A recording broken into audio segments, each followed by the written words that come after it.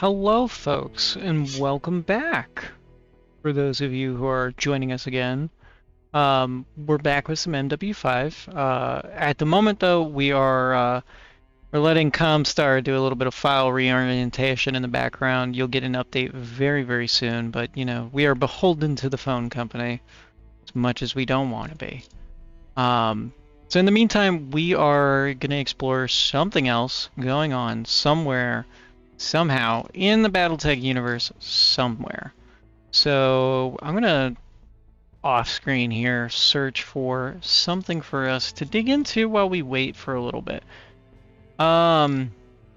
If you have any suggestions, feel free to suggest them. I'm happy to listen. That's what I do. I try to listen to what you guys have to say. If you're interested in a particular topic or something along those lines, I'll be happy to pull it up.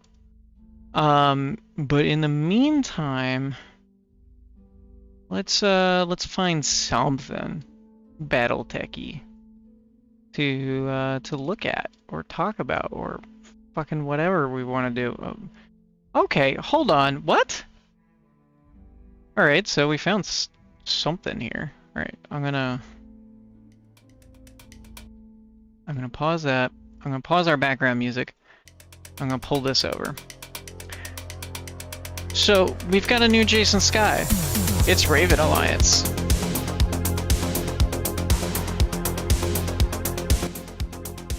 I'm gonna bring that down a little bit. New Raven Alliance soundtrack to go with us. Definitely gonna save that to our Battletech music playlist.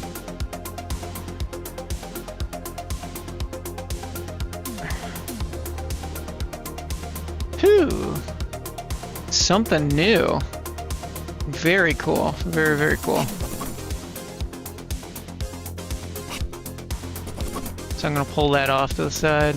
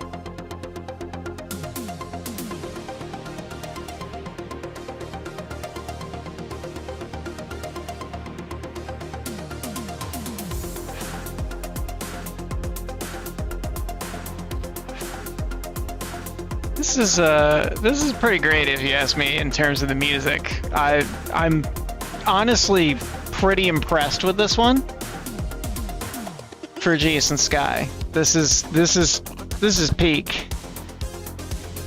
Truly appreciate me some good Raven Alliance. Paint up my cavalry star.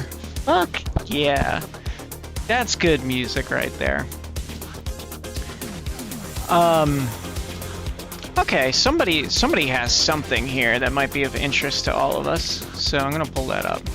Greetings, dear listener.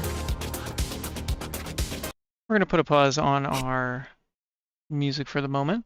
We're gonna pull this up. This is the mainline Battletech lore series aimed at telling the main story of the Battletech universe, and this video will tell you how to navigate these videos. First of all, why do I use the term mainline? Simply, it means this series is telling the main plot lines of Battletech in chronological order. Each video in this series will be forwarding the timeline until we reach the end of current canon, wherever that is as the years goes on. As of writing, Battletech currently extends as far as the 3150s. This series is for main events and main events only. I still sound like you were So losing. how to Also, the navigate right it? arm OST Well, to is begin, great. there are two different sides of the Arden coin, got in and contact with eventually me narrows last night back from down what he into one said. perspective. He did it all manually. I used careful naming Also, I and titling of the videos stand by the appropriately by Beneath using Twisted volumes Earth's and OST. chapters. Oh, for sure. Great The clan OST. Great stories have OST. volumes, and the inner sphere have chapters. Furthermore, I also label the videos by using clan and IS differently. The only video that breaks the system is the very first one, since both storylines have the same beginning events. It all comes back to the Star League. It's always the On screen Star now League. is a simple flowchart that will show the different story threads, where they split, converge, and end. And again, this is at the time of writing. Who knows where Battletech will be in a year from now, 5 years, 10, and beyond. So make sure you see this information as in the moment. This is from a Creatively, year the ago, clan by the way, volumes were then. made first, and the second and third volumes took some creative liberties in my attempt to find a working style for these videos. A style that has now been set in stone since the 4th and 5th clan volumes. So please excuse clan volumes 2 and 3. While they still have useful information and helpful information, they are not as polished as everything else.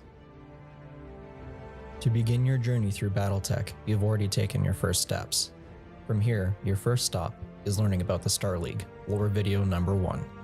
After that, you have a decision to make. Do I want to learn about the clans? If so, your next video is Clan Volume 2. Want to find out what happens to the Inner Sphere after the fall of the Star League? Then IS Chapter 2 is next for you. We're just gonna pick whatever's next in the lineup, which in the lore series is Volume 1, the Star League. What started as a concept by Ian Cameron, the Star League was to Battletech what Camelot was to Arthurian legend. Ian Cameron was the youngest son of Director General Deborah Cameron of the Terran hegemony, who would grow up around his mother, whom was very passionate about her work wow, with he's bringing aggressive peacemaking policies playing that would lead to the conception MWO of the like Star League. faction play. In 2533, Oh, Ian wow. was told by his mother that a marriage was arranged to Chandra Norif, a baroness from New Earth, whom was also a military officer in the Hegemony Armed Forces, or HAF for short. Due to this, the relationship between Ian and his mother was strained, to the point where Ian refused to talk to Deborah for the better part of a year. This reaction was spawned from his belief in free will in choosing a significant other. Sometime in 2535, Ian and Chandra were wed, held in typical military ceremonies with helicopter and battle mech escorts from their respective units. In the years that followed, Ian became an ambassador for his mother after their relationship improved after the wedding, and later on would be ambassador to his brother. After his mother's retirement and brother's reign, unexpected issues began to arise in the age. So I will say this. This is a deep lore video. This is a great start video. I like that he's using actual Battletech games for this as the background. Though they don't put a whole lot in there, I would highly suggest that future ongoings. I mean, again, this was 6 years ago that he made this, so I can understand why it is the way it is. But yeah, that's a great start. You're doing better than me. That's good stuff. Okay, so we're gonna go back. We've got a lot of time on this because Greetings, Von dear Biomes is gonna take a little bit of time. So we're gonna pick something else out just because fuck it, I don't know. We're gonna do something. What is this? A tribute to the Mackie. Firstborn.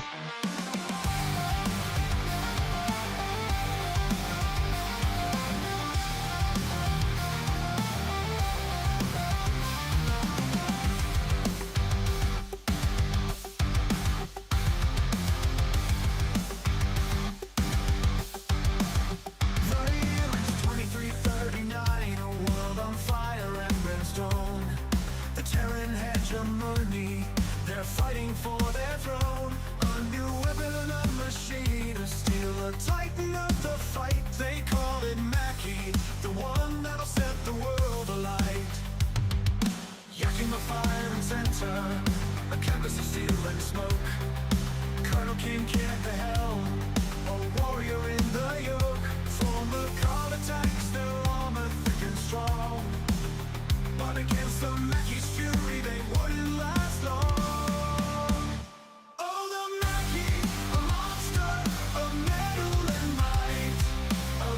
This is not bad.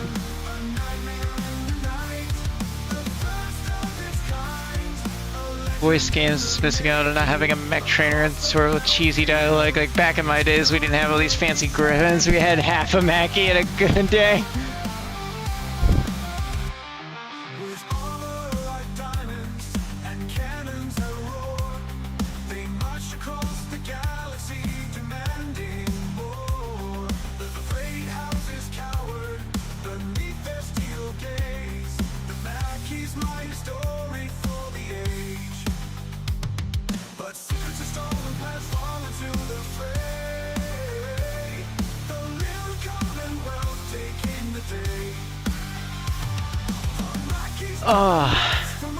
I was actually just playing Battletech, the tabletop, which is why I'm late, by the way.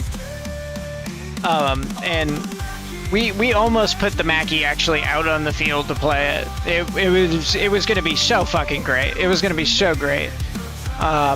What a beautiful mech the Mackie is. 100 tons of fucking glory.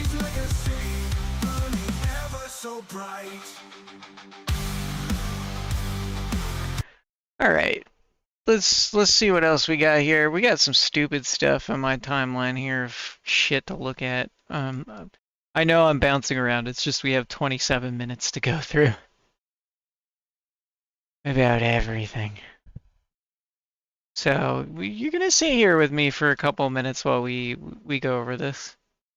Now another 26 minutes left to go. Oh boy, what do we do? What do we do? What do we do? We gotta cover 26 minutes here.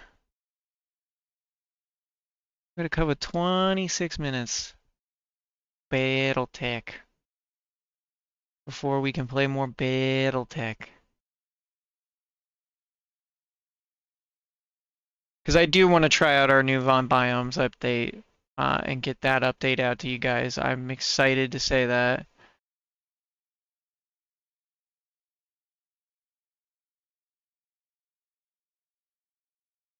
I don't know. We're just gonna.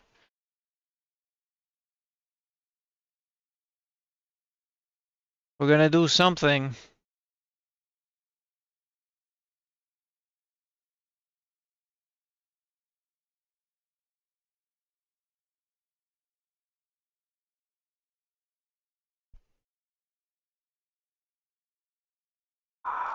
I don't know, guys. I don't know. I don't know. Play some Mechwarrior Living Legends. All right. Let's see if we can. Mechwarrior Living Legends. See if the launcher is still working for me. Failed to process. Okay, that's not working for me. That's great. Mechwarrior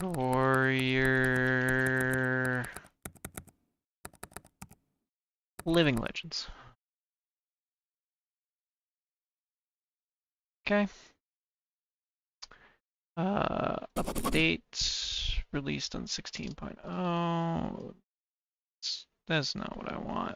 I don't want that. I want to play Mechwarrior Living Legends downloads. Give me the download.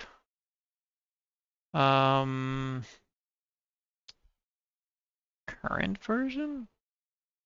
No, that's not what I need.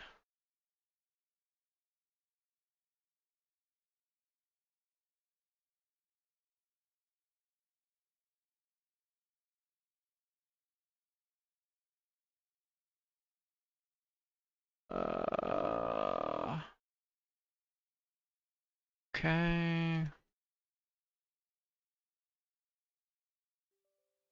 Here we go.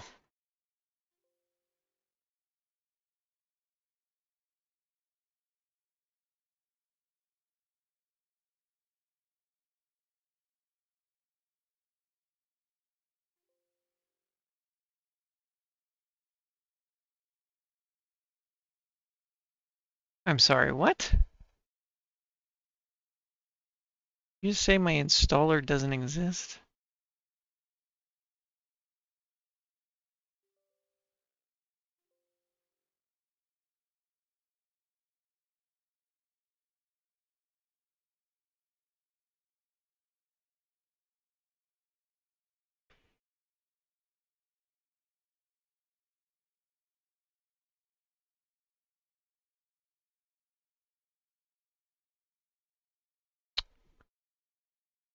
Okay.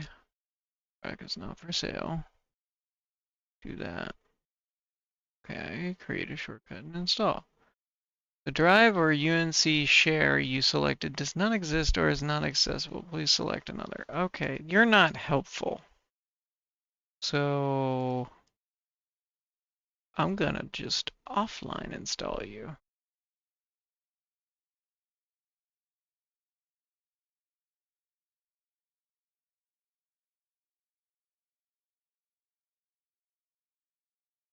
I don't care, run anyway. I want Living Legends, please.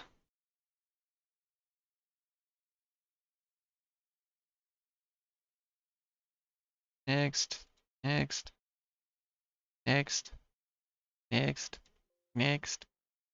Fuck yourself. Okay, it does not want to go for me. I don't know why it's being stupid like this.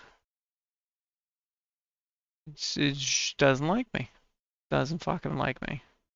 Doesn't like me whatsoever. Don't know why, but it does not like me. So that's not good. That's not fun. It's never fun. We're gonna have to close this out. Cool. We're gonna music. We're gonna close that out actually. We're gonna pull up our subscriptions again. We're gonna go over here and we're gonna, whoa! You just want to like reload yourself apparently. So we'll just play this in the background. There you go. What do we got going on here?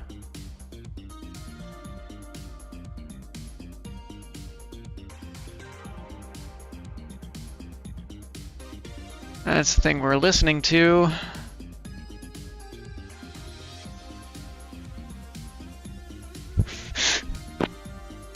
I mean, we might as well listen to what Star Wars is being angry about. Why not? An alternate universe that we all hate? Here, let's get the most hated person on YouTube.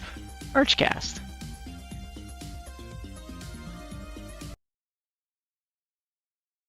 For the last month and a half now, the Acolyte has been the internet's favorite chew toy. And it's not very hard to see why. Firstly, it is a very bad show. It has mediocre to straight up poor acting, a laborious story told haphazardly and with no real sense of pacing, and despite being set in the glory days of the Old Republic, it is visually dark, uninteresting, and boring, conveying none of the wonder or the magic one would expect from the Jedi at the absolute zenith of their power.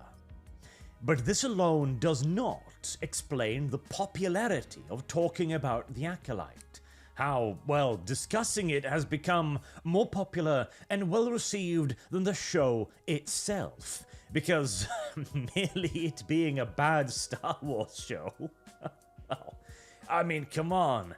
In our dreaded current year, bad shows are as common as viral cat videos on YouTube. There is clearly something more driving the zealous reception, and that is the fact that the Acolyte feels like a final, decisive battle. Like the darkest night of winter before finally the sun begins to reclaim the darkness. Something more than simply another bad show. It feels like the culmination of the bad shows that Disney has been making up until this point.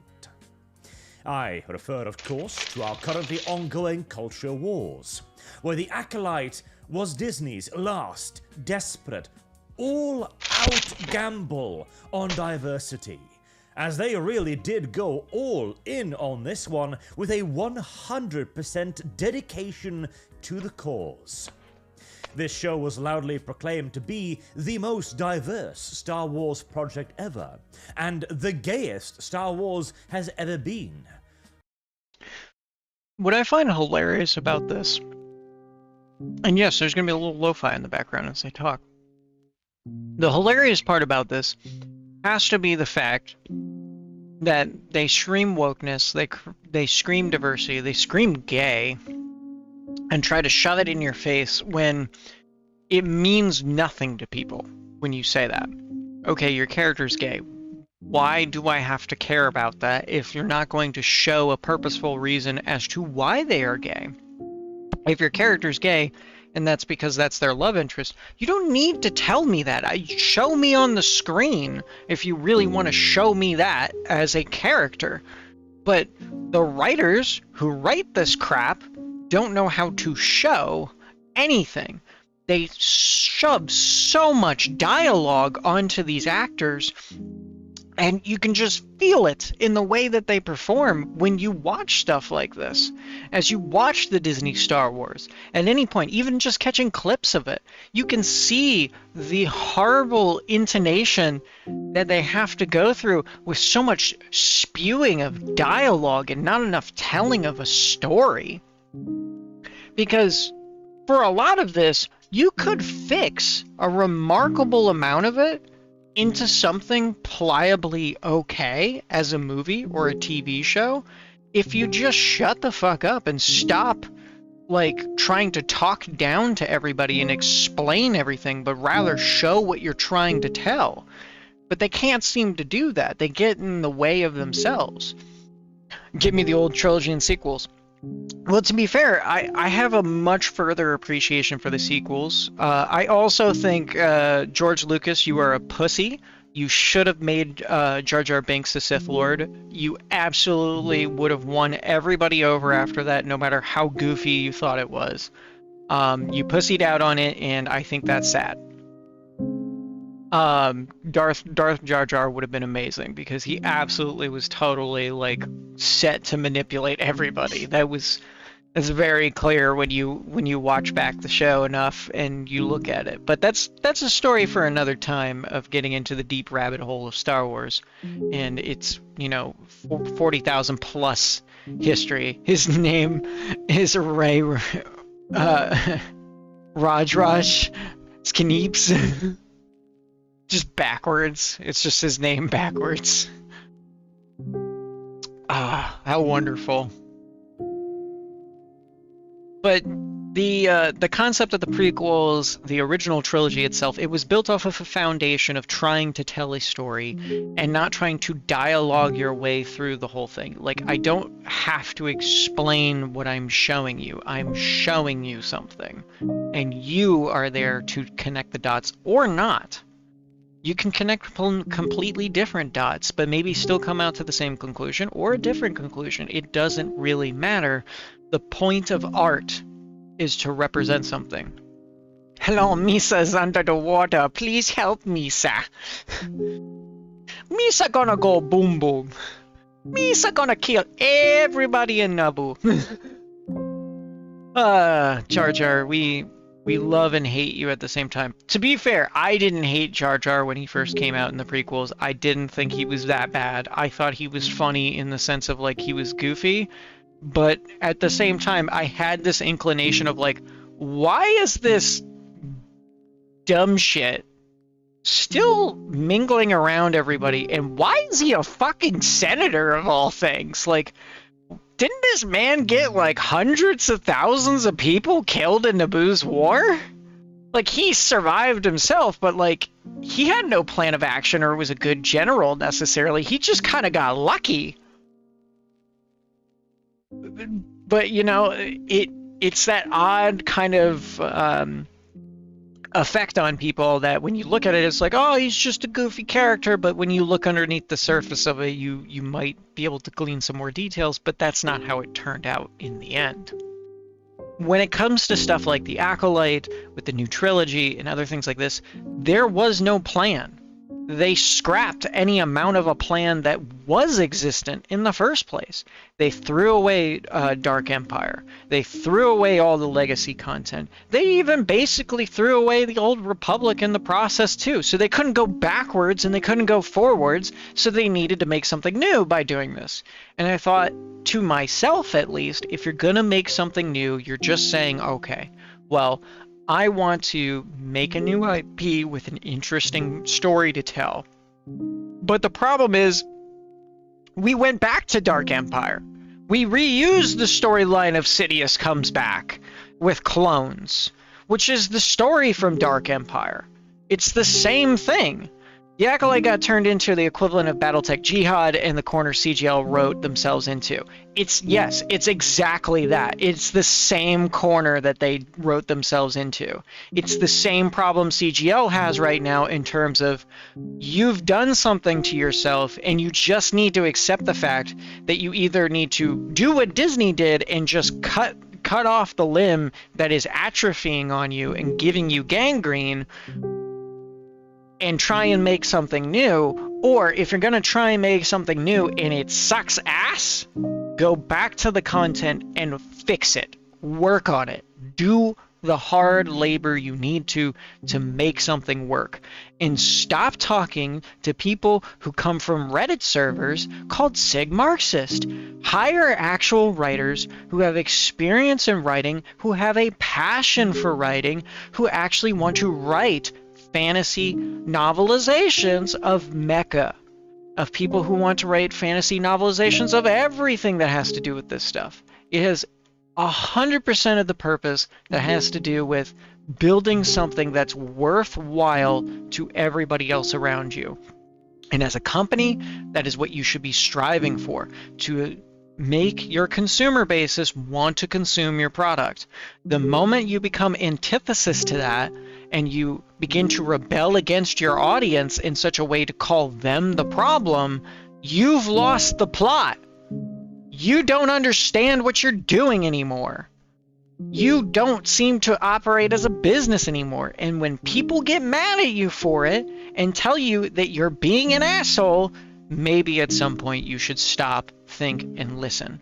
This is part of the reason why many of us Battletech fans have stepped away from CGL products officially and are working on our own IPs, our own processes, our own things that we want to produce that have to do with Battletech itself and its lore. Because guess what? At the end of the day, like I always say, Battletech does not belong to the IP holder. It belongs to the fans who help keep it alive. Because the customer is king when it comes to the IP.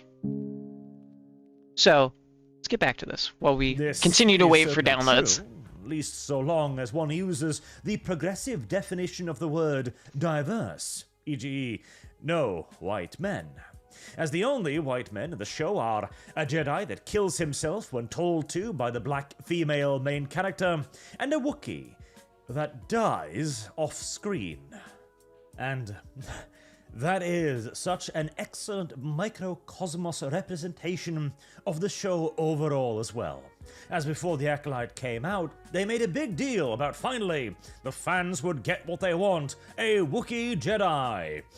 And they grass his ass off screen without so much as a fight scene. Complete disrespect. Complete disrespect. Diversity, equity, and inclusion. There you go. Everybody dies. And only the people who claim to be the bestest of the bestest and act like supremacists get to live. Who the fuck cares about what you're writing then? Who the fuck cares? Your writing's garbage. Everybody hates you for this. Something Rosselhag FRR. The Free Rosselhag Republic. My God, everybody hates you for that. Stop killing things that you don't need to kill. Stop doing, like, you can give somebody a struggle without killing off a character that is beloved or liked by its audience, because that doesn't make you cool or edgy just to do so. You have to give a reason for it. A reason. And your reason has to be strong enough to convince an audience to care. If they don't care, you didn't have a good reason. And you could say to me all you want, oh, I can't turn around and take that back. I've already produced the content. Go fuck yourself, you can't. You brought back Palpatine. You brought back fucking goddamn so many people.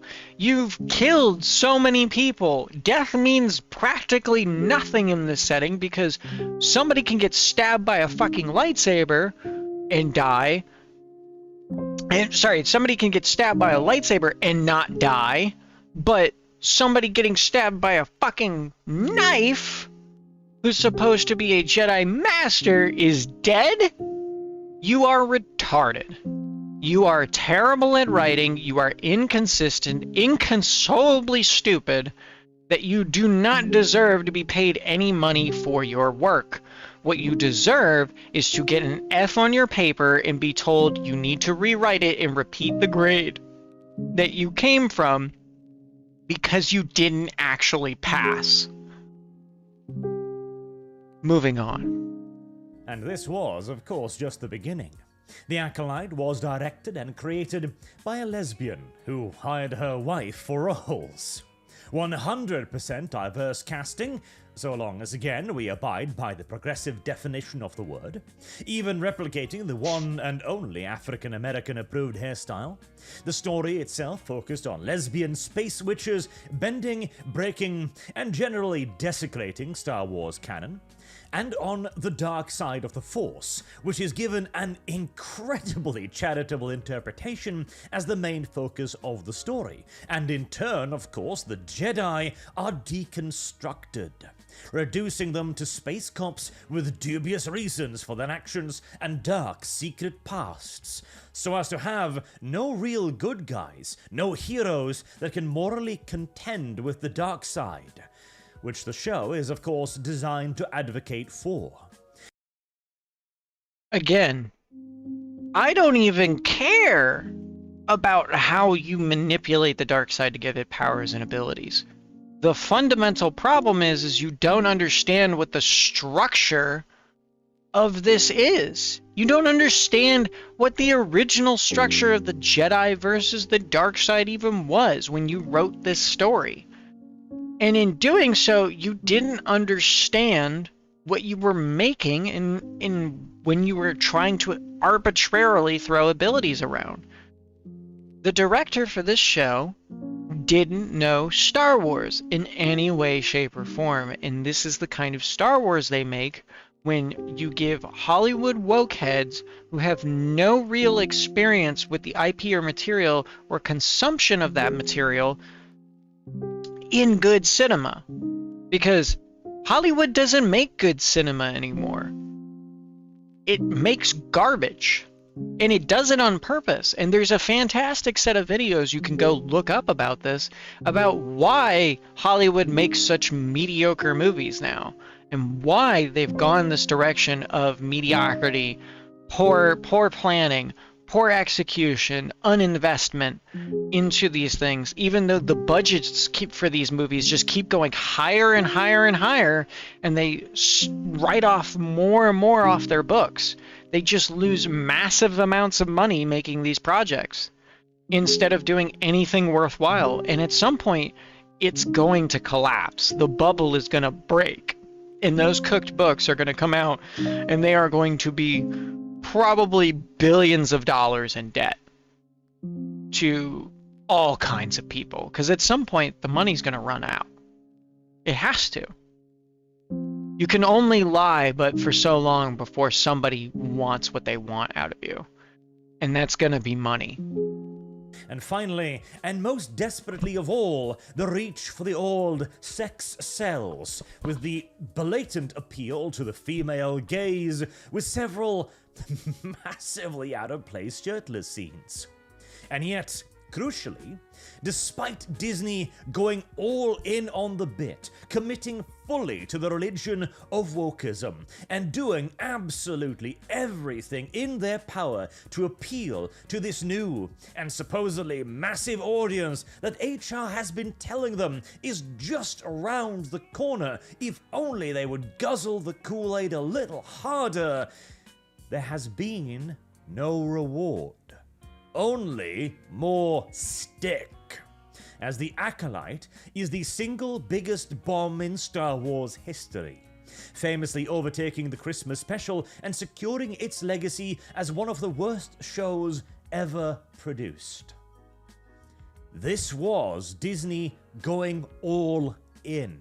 This was them putting all their chips on the table, listening to the HR lady, listening to the diversity representatives, and going, okay, no more half measures, everything on diversity. And finally, we will be able to replace our audience. Everything on diversity just means being racist against people. Because it's not diversity. Diversity, in a natural sense, will bring about people from all walks who want to participate in a project. And these people can come from everywhere and anywhere, but they have to want to participate in this. That's the biggest problem with what we're looking at. And yeah, the biggest thing is they want their DEI, BlackRock, and funds. That's the huge part of this. They want the funding from BlackRock because it's the only thing that's going to back them at this point, because they have spent so much money and they have dug themselves a hole so deep that only the fake money that comes out of a asset bubble stock market that has to do with housing investments by stealing the futures of the young people like myself and those younger of the possibility of buying a home or owning anything, like owning anything at that point. People barely own their own cars anymore.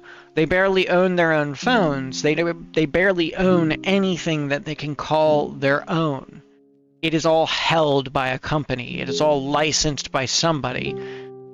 It is something that they're trying to basically pull away at any point your ability to have the freedom to own something. Take away your property rights. Take away your capability of having an asset. And Hollywood has fallen for this, and they are having the assets pulled out from underneath them, and they are destroying their companies on purpose so they can buy the whole thing up and just own it like a graveyard. And at some point they're going to realize that it will not work, and it will be a graveyard where nobody's going to buy it anymore. Nobody's going to pay for it. And yeah, the same thing with the game devs too, because again, game dev development is extremely expensive. And unless you're doing it on your own and you're working on your own project and you are wholeheartedly selling yourself to that project and going to try and produce something, you still only have a 10% chance of winning. It's still a risk. And people would much rather mitigate the risk by taking the money and running. Which, unfortunately, at the end of the day, can you really blame those people for doing that? I mean, yes, you can. You absolutely can be like, no, I still blame you for what you're doing. You're being stupid. But can you blame somebody in the decision-making process of, how do I mitigate risk?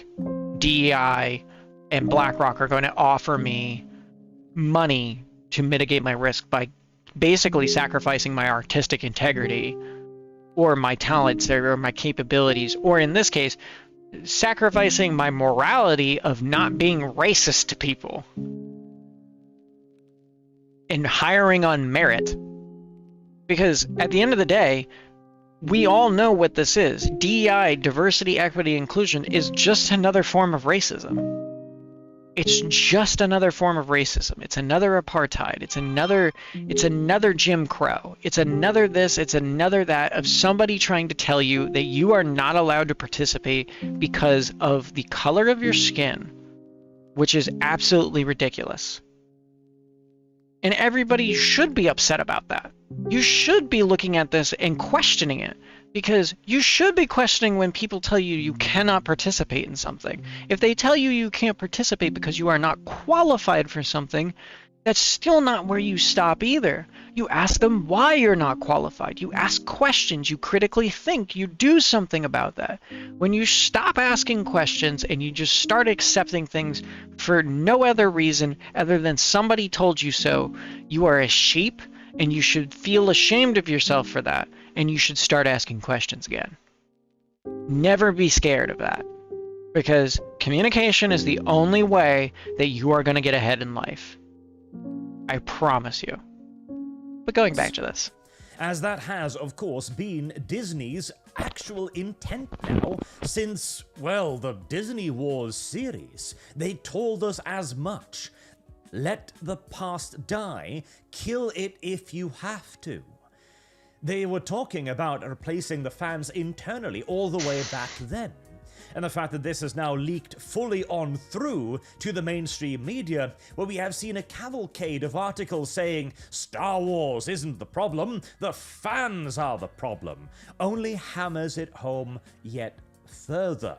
That the problem was never Star Wars going as far left as humanly possible. The problem was those damned silly fans who wouldn't simply consume product and not question. And of Yes. Consume product. Wait for next product. Consume next product. It's a cycle that they want you to live in and believe you're stupid enough to do it. And guess what? Some people are stupid enough to do it. But a majority of people will begin to fight back against this, because one of the things Americans hate the most is being told what to do. And I think just about anybody who comes across this channel or any other channel that I follow or am associated with in any way, shape, or form will know that we really hate being told what to do, because fuck that shit. course, this replacement of the fans was on the assumption that there would be a larger fan base out there. We have seen other articles throughout the Star Wars Disney era where pretty much every franchise has had at least one or two articles going, well, listen here, it's the fans who are the racists, the sexists, the bigots, etc.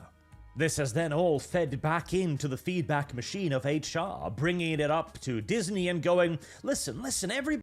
It's ironic they fought to not pay taxes, and yet look at them, they're paying more taxes than ever. Exactly. I mean, like, they've shot themselves in the foot multiple times over for the stupidest shit. I mean, they even pay taxes to celebrate not paying taxes. It's ridiculous. It's ridiculous. They are just beyond the level of stupid that you would normally find in people.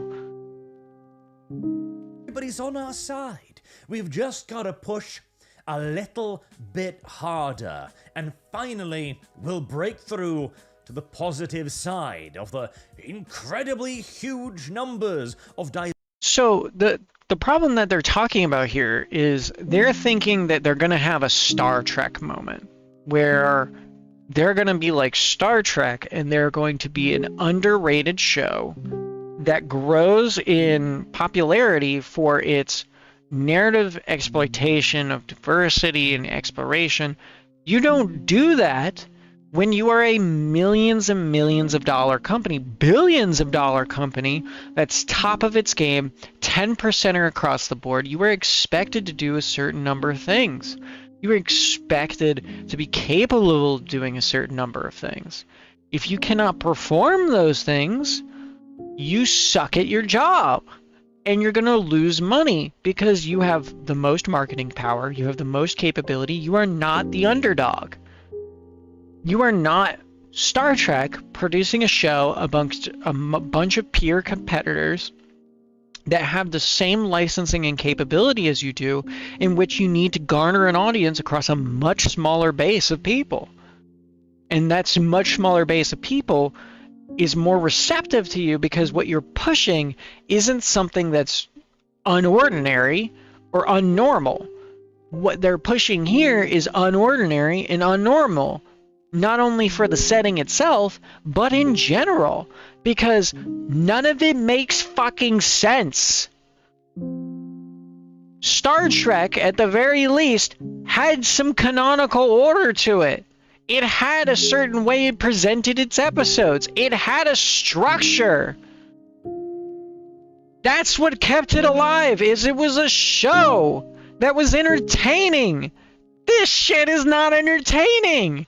It's cringy. It's fucking makes my skin crawl at times. It makes me unhappy, unwanting to put anything into it, and disconnect from the entirety of Star Wars as it is.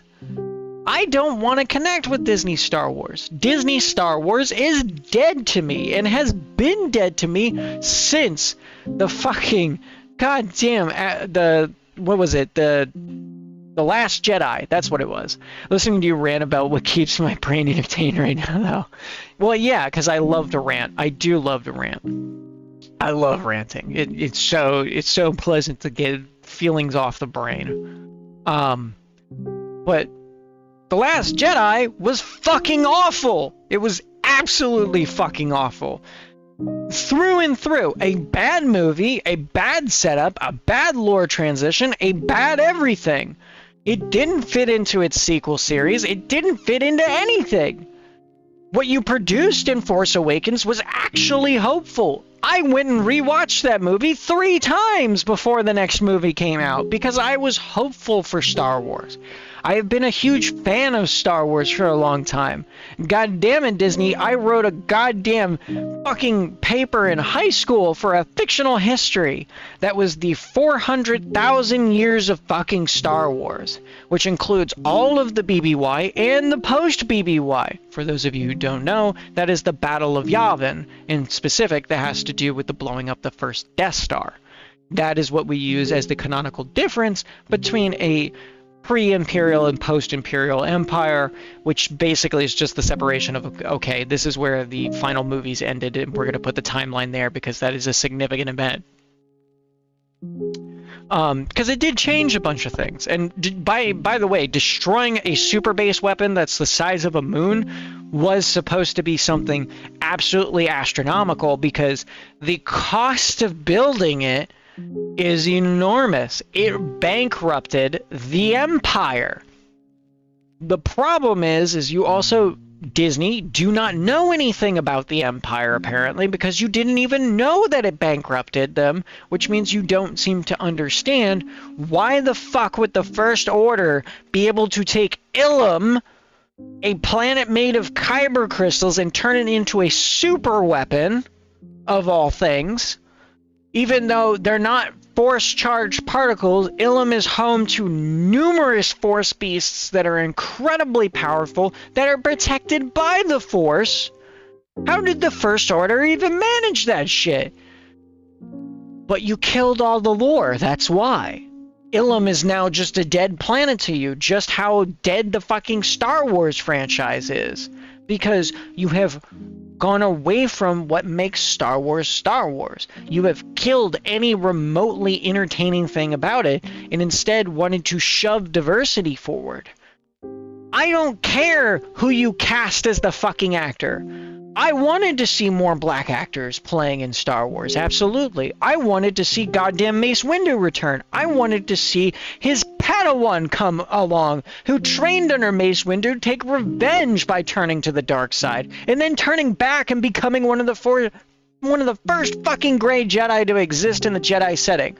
But I imagine you don't know that, Disney, because you never read anything about it. You don't know anything about it. You created the High Republic on top of that, which made no fucking sense either. You made garbage after garbage after garbage, and you never seemed to read a single book that had to do with the original lore. You just destroyed everything that you walked into. Thank you for the follow, by the way. But you destroyed everything that you fucking walked into every single time that you looked at it. You would look at a piece of content and say it is not diverse and not woke enough for you. However, if you actually read any of the books or anything that had to do with it, it's fucking aliens meeting with other people who are humans who come from diverse backgrounds across the entirety of the sphere. Most people are so mixed race you would never be able to tell where they're from in terms of Terran Alliance, because guess what? People are from different worlds. People who come from Tatooine are much darker in skin color and complexion. The reason why Annie was so different than everybody else around him is because he was light-skinned in comparison to everybody else, which means he was from off-world. Because guess what?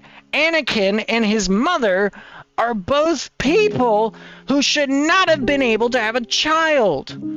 Because, number one, his mother was supposed to be sterile to begin with when you discover that in the comics itself and you read into them. On top of that, it's the actual fact that the comics itself explains to you that Sidious and Plagueis are the ones who created Anakin. Anakin is a Force child. He was created by the manipulation of midichlorians, the same way as we see in the Acolyte, except for they took 10,000 years to do that. 10,000 years of studying and practice. Sidious is beyond old. Plagueis is even older. Darth Crane before him is even older. Generations after generations of Sith that have been hiding from you took that long to create what is a Force-made child, and that child is just embedded with Force because they basically ripped a hole in the Force by doing so. And it was a neutral starting point because the Force doesn't care what Sidious or anybody else thinks. It doesn't care. It is a physical living being. It's represented in the Clone Wars in that same way too, which helps to highlight what the actual anthology of what we're talking about is. The Force is a living creature. It reacts to both sides of itself because it has polar opposites. And it doesn't have anything to do with morality. It has to do with corruption and order.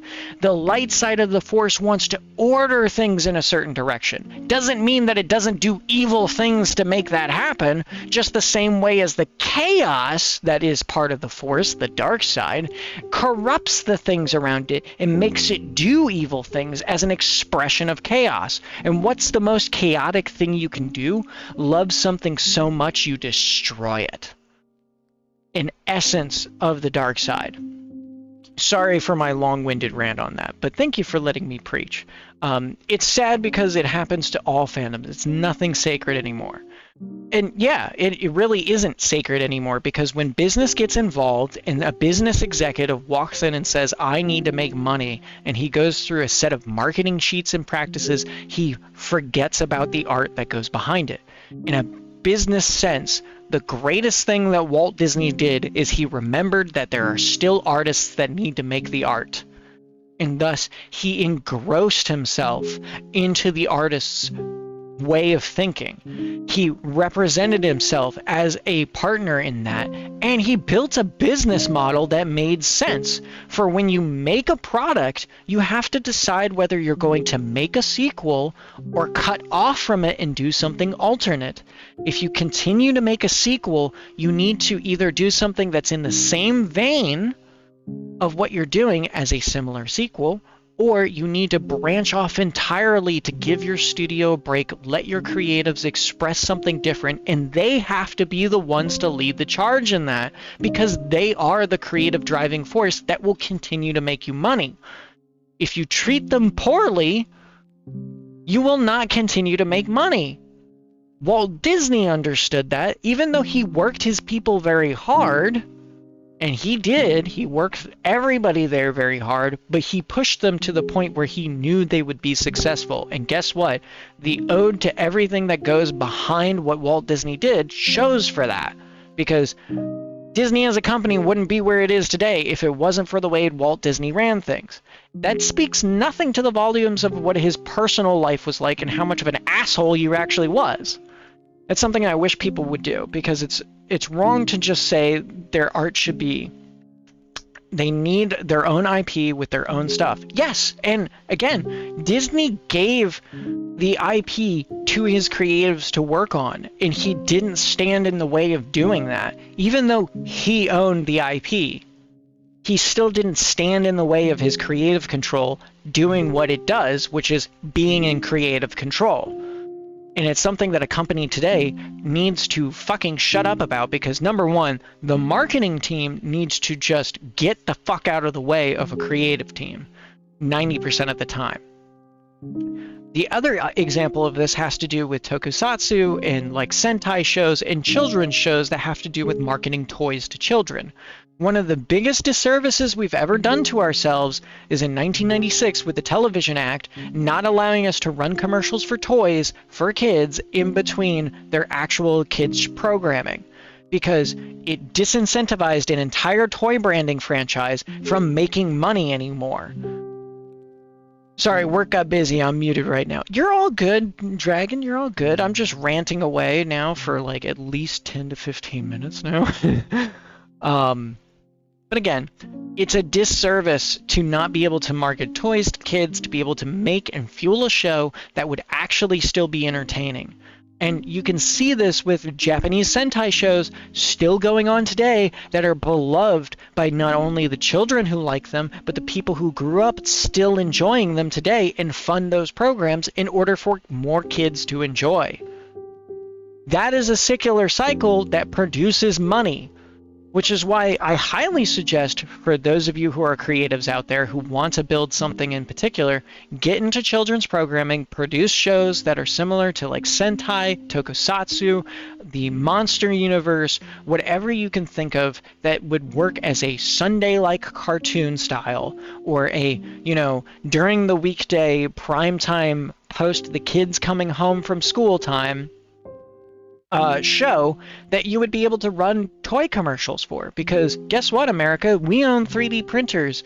We could absolutely get together and produce 3D printed toys for kids to be able to have that would encourage them to purchase those things during a Christmas time, during holiday times.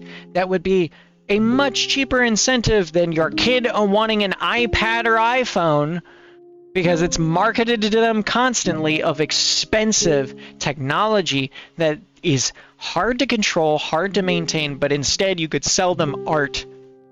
You can sell them morality, you can sell them comics, you can sell them so many other things that could be so much more entertaining if you just let the money do the talking with what you need to do.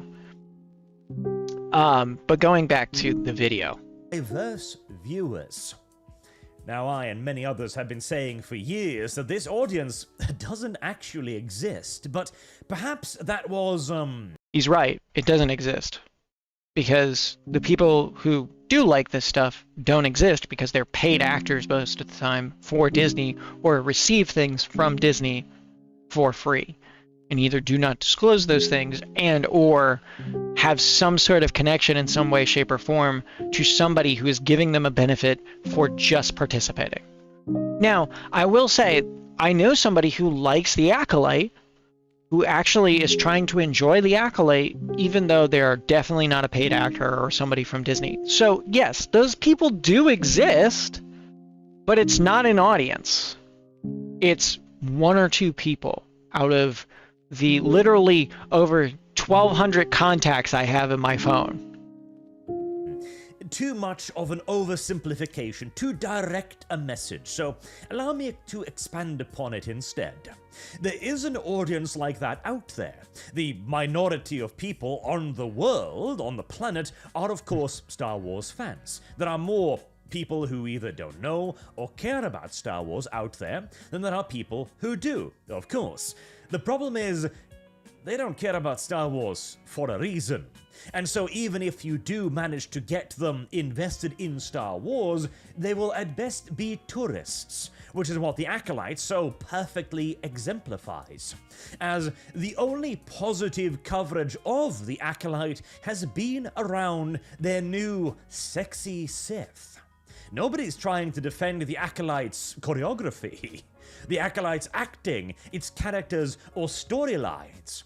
All of it surrounds this attractive Sith.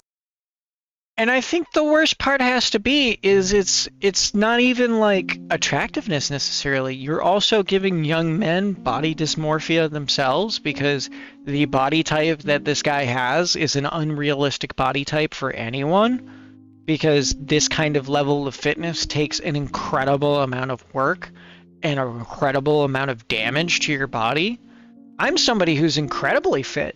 I don't look like this, and I can't look like that. I would need to take steroids to do that.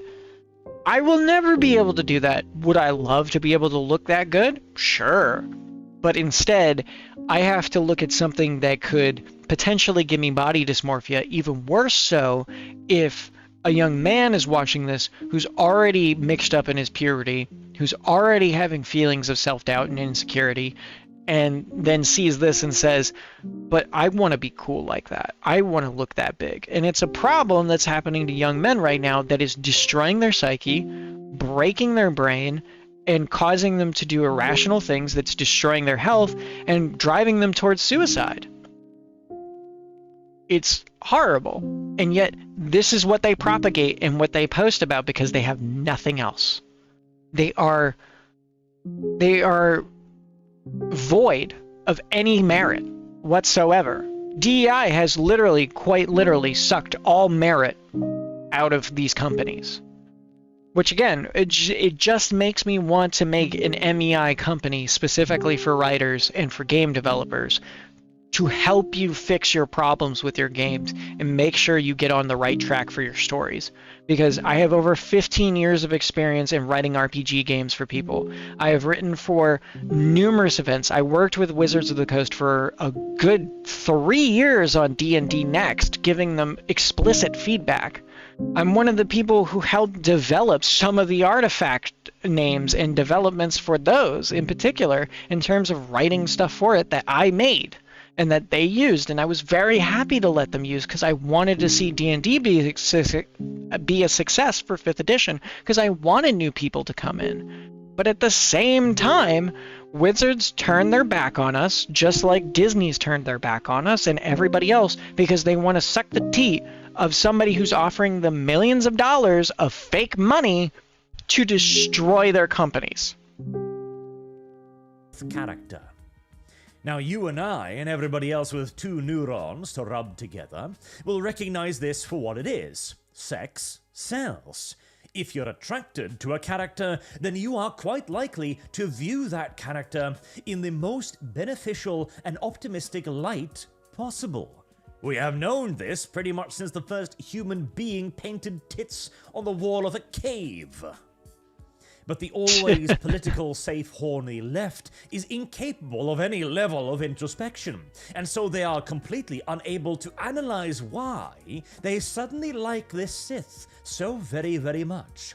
Instead, they will write articles going, Star Wars is finally growing up. It is giving us a truly nuanced look at the dark side of the Force.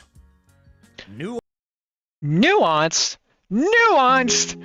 I'm going to say it like it's the playoffs. Playoffs? What fucking playoffs? No, nuance. You have no nuance. You have sex cells.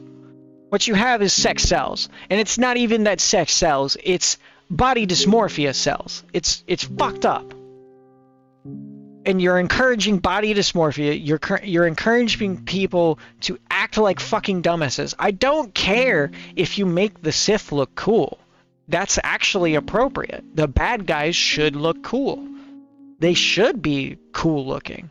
They should make you kind of want to root for them because they just look cool. But at the same time, you should be able to reflect on that by saying, even though you look so awesome as you do this, you're still being an asshole.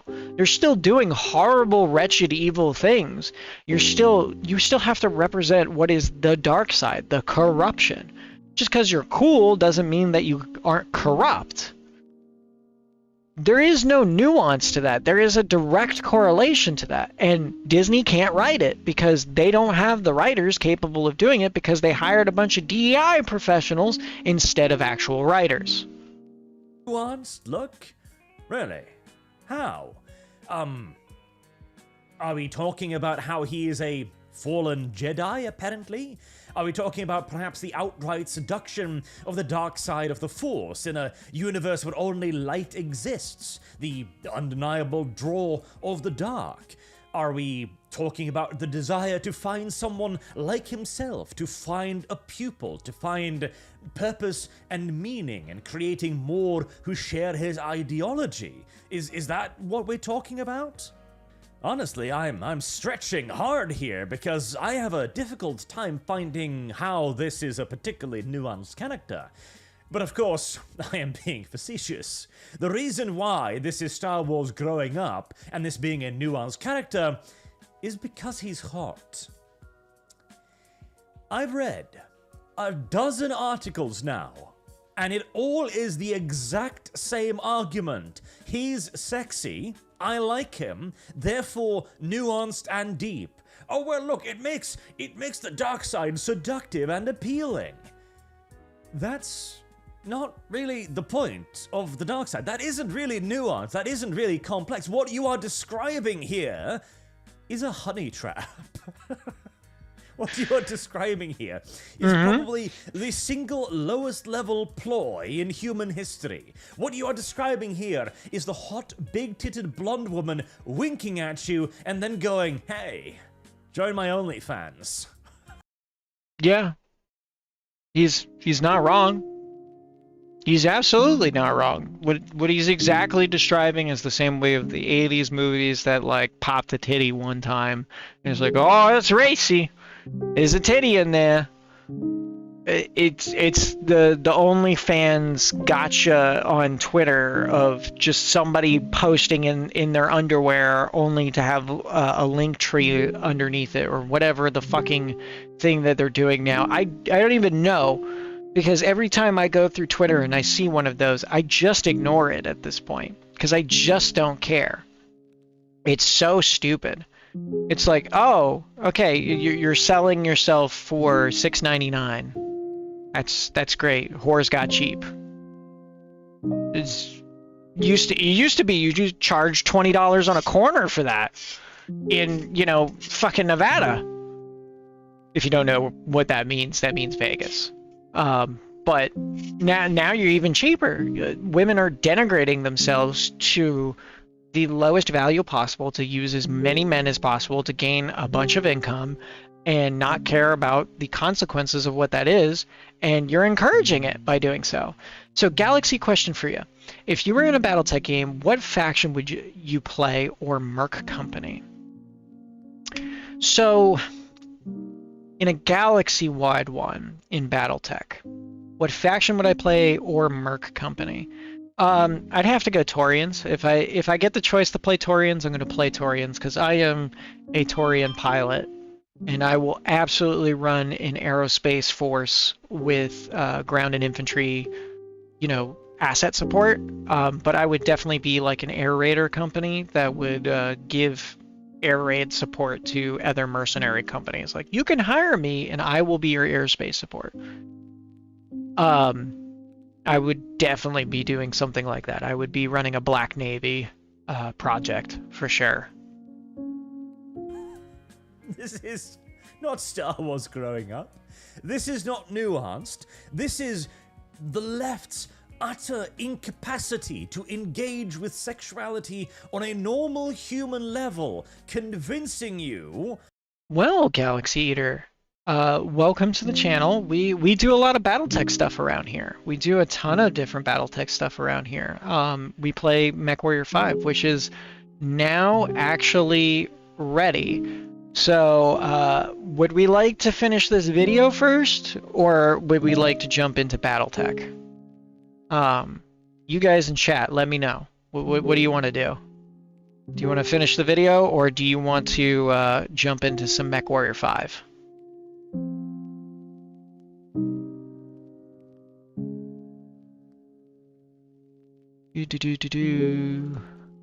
Let's see, Mechwarrior 5. There we go. Yeah, it's cool. Let's finish this and then show off some Battletech. All right, let's do it. That attraction equals depth and complexity. Again, the utter lack of introspection. Because let me put this into a bit more of a perspective here. Think of Palpatine and the unfathomably enormous and intricate spiderweb of lies, of truths, of half-truths, of manipulations, of plans, of schemes and plots and corruptions that he needed to all weave together. All I'm going to say is it took 10,000 years of them putting it together to create Anakin. And even then, when they created Anakin, it didn't go into the person that they wanted to. It went to somebody in the universe. They didn't even know about this happening. They thought that they failed in their experiment. Um, so that's all I'll say about that. That's the level of machinations we're talking about. 10,000 years put together with his master Plagueis and Sidious together, also plotting to kill his master before that and then take him on as an apprentice was part of that whole situation too. Over decades to plunge the galaxy into war and to turn the Republic into the Empire. All of that. Which he succeeded in! He got a democracy to vote for a dictator. Probably because Darth Jar Jar actually convinced them. Because, again, Darth Jar Jar is the one who made the suggestion to anoint the Chancellor as the Emperor. Reduced to... he's got nipples. Or...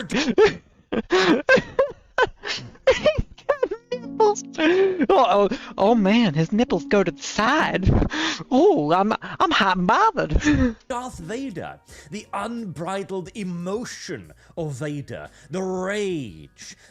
Again, Vader is so tortured as a character. Insidious made his suit to torture him, to keep him in a constant state of frustration and anger, to make him stronger by inflicting negative emotions on him so constantly that he just sucked himself into the dark side as deeply as possible at all times. And Vader had gotten to the point where mass genocide wasn't enough to make his power grow stronger. He had to torture people in such a way to drive the humanity out of them, to quite literally separate the Force from some people. There is a comic that specifically talks about the time where he was manipulating with dark Force powers specifically to tear the Force out of somebody. A living person who had Force-based abilities, not a Jedi, not a Sith, somebody who was just born with the capabilities of having midichlorians to be able to be manipulated. He was ripping the Force out of them to make them a normal person, and in the process ripped the soul out of them.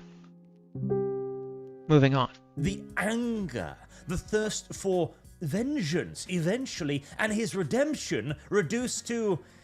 his hair looks kind of good falling down his face that way. Or they just gave him anime hair. Reality-breaking experiments of Darth Plagueis. 10,000 years! God damn it, 10,000 years! Reduced to... he looks kind of good when wet. Uh... This is peak tourism. This is the audience that Disney has tried so hard to replace Star Wars fans with. And The Acolyte is the end result of it. The Acolyte is not a Star Wars show. It is not intended to please the Star Wars audience. It is intended to please Alyssa Mercante. It is intended to be the vision of Star Wars of somebody who has no real interest in Star Wars beyond its most superficial aesthetic. And despite pushing the skin suit of Star Wars to its absolute breaking point and filling the show with everything the wider audience claims they have been clamoring for a decade now, the show still failed. Yeah. And again, make no mistake. And it failed abysmally. Again, remember, just last year, Disney posted a $144 billion loss. That is over 24% of their stock. 24% of their total assets earnable, in which they could liquidate 144 billion. That's 24% of their company gone. Like that. And it's Star Wars' fault. The pointing finger can be directed at Kathleen Kennedy and the rest of them. They are responsible for these losses because they, on the books, have spent that money. Because when they name you those numbers of how much they spent on these movies, that's not including the entirety of the marketing budget.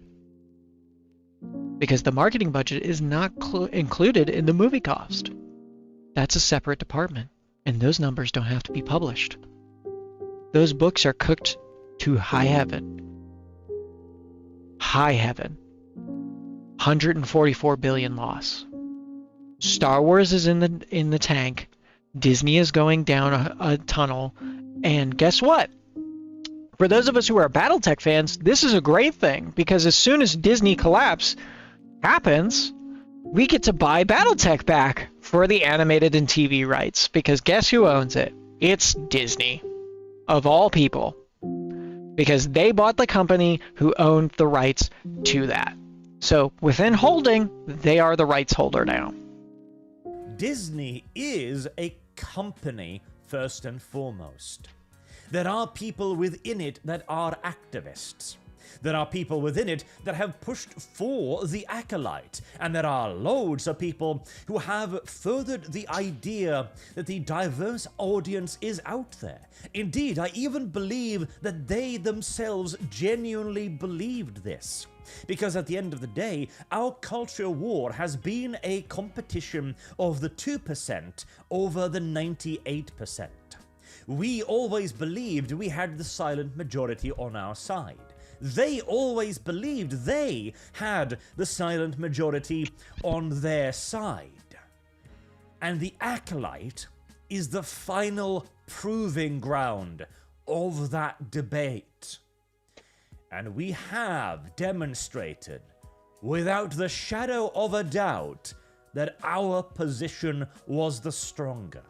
Our arguments were better, and the majority are indeed on our side. That is what makes the Acolyte special. That is why the Acolyte will be worth remembering beyond its pathetic, paltry, in all due likelihood, single-season run. Because it will have been a turning point. Now, don't misunderstand me. This doesn't mean that we're going to get conservative wars immediately thereafter. The Acolyte was announced in... So, to conclude with it, it's all good, DD. Yeah, I might have heard it a bit, but I didn't get into it, which is kind of funny because I love mechs. Well, hey, yeah, and you know, it's definitely something that you can get interested in, and the best part is it's very cheap to get into. But we'll go into some other stuff about that as we get into the actual thing. It may sound like I'm complaining a lot in a lot of ways, which I am, but it's also because there are parts of every IP that you go into, whether it's Warhammer, Star Wars, anywhere, where people have slowly infected those things with stuff that you find dishonest or dislikable in a lot of ways. Yeah, that's a great series to go listen to. Any of the Tex Talks Battletech stuff, I highly suggest the Ameris Civil War series. It's a two-parter.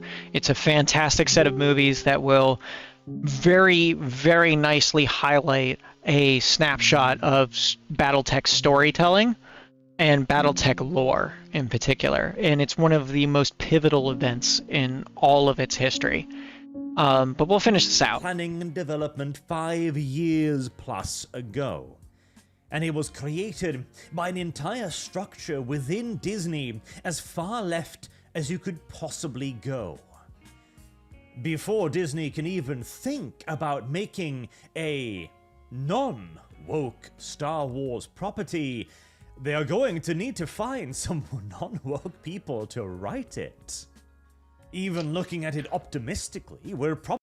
Arch, I am right here. I will write it in a heartbeat. I do not care if Disney would come to me and say, hey, I like your MEI program that you're running out here, because I will absolutely do this at some point. I will absolutely make a writing consultancy for MEI, which is Merit Excellence and Intelligence. Which is a business model that somebody has produced recently. But in specifically,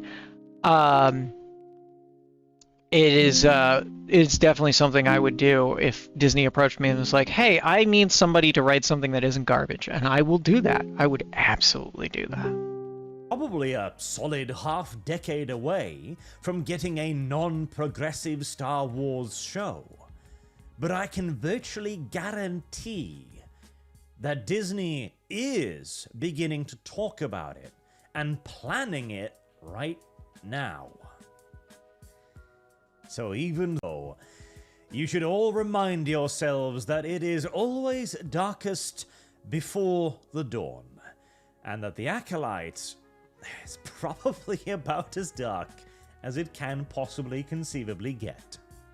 Do let me know what you think in the comment section down below, though. I will let you know how I feel in the comment section down below.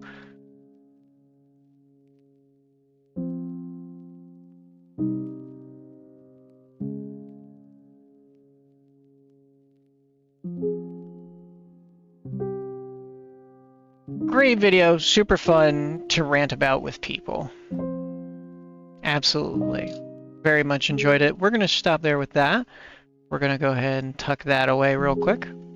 And it's time to get into some Mechwarrior 5. Now this will take a hot minute to load in. This is a highly modded version of Mechwarrior 5. Mechwarrior 5 is the 2019 release of the Mechwarrior series of Battletech. Battletech Mechwarrior series is a stream of video games dating far, far back into the, I think it's the early 90s is when it started. Don't quote me on that. I'm not good with these things in particular. Somebody else will absolutely correct me. But yeah, it's great stuff. It's great stuff. And apparently I'm downloading workshop shit. I did not want to update that right now, but I guess I am. Mechwarrior 4 was the last mainline entry, I think, in 2005. Ah, yes. Good to know then. So yeah, it's been quite a few years. Also, thank you for joining us, Xbox Dugo 2. Welcome to the chat.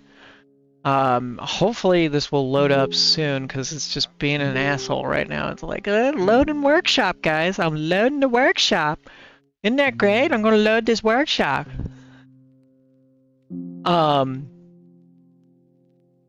But in the meantime, I can talk a little bit about at least what we've got going on here. So for our mods list that we have here, we run a mods list over in Nexus that needs a bit of an update real quick. So I will do that right now, just so that way you guys see the fresh update come out. Biomes 19. That is IS Mech. And another revamped weapon. There we go. So all the ones that have this little notice above them, that's just because these are the old mod files that are being removed right now because we are making an update. So we're going to remove all that. We've got yet another weapon revamped. We set those to latest just so that way, in case people are wondering, it will always go to the most updated version. Just curious, you mentioned a heavily modded game when the last time it was updated, because some mods like TT Rules AI have been updated and crashed the game. Yes, so we do this every single week to make sure that the mods are updated correctly and that we play test this to make sure it works. We do it about twice a week, so this list does work. We do know it does work. Things like TT Rules AI mod, it normally causes a lot of crashes. There is a workaround fix for a lot of this stuff that has to do with it because of problems where the load times are not long enough for the game to actually function because it has a set cap before it force closes the game on you and just crashes. On our Nexus page, there's actually a Steam link that shows you how to make that editation to your notepad on the game itself to fix that problem. It gives you a little bit of an extension. You just follow the Steam files and read along. It is very, very simple text. You just have to copy and paste, and that's it. I will do a walkthrough at some point to do it that will be linked on the channel for the YouTube page in particular. So those of you joining from Twitch, You can go check out the YouTube page where we have other videos that we'll be doing, me talking about how bad people are writing. I'll do more videos on that eventually. I'm also working on covering the webcomic done by our wonderful Spacer, who also works on the Tex Talks Battletech videos as well, doing some art for them. He also has his own Battletech webcomic. You should absolutely go check out. It is amazing. It's called Star Raiders. And you can find all the links for the stuff below, along with several other artists that we work with around here and friends that you can find. You can also join us in our Discord, where I'm hanging out right now over in Dropship Victoria. Or if you feel as spicy enough as you want to be and you actually want to support the channel in some way, shape, or form, you can join us and you will gain access to the Jump Ship, which is our Patreon sector. Moving on from there, we're going to upload what we have right now. So those premiums will go through. We're at 26% on the workshop, so it might be a hot minute. Because, of course, things don't want to work when I want them to work. But if you take a look here, this is the Mecha with Arcos page over on Nexus Mods. You'll be able to find that there. We have an update going in for yet another revamped weapon. And that's an update. We have IS Mechs. Let me double check which ones, because I do this all the time and I just always have to go back and look. So Von Biomes, yet another IS Mech, and yet another revamped weapon. So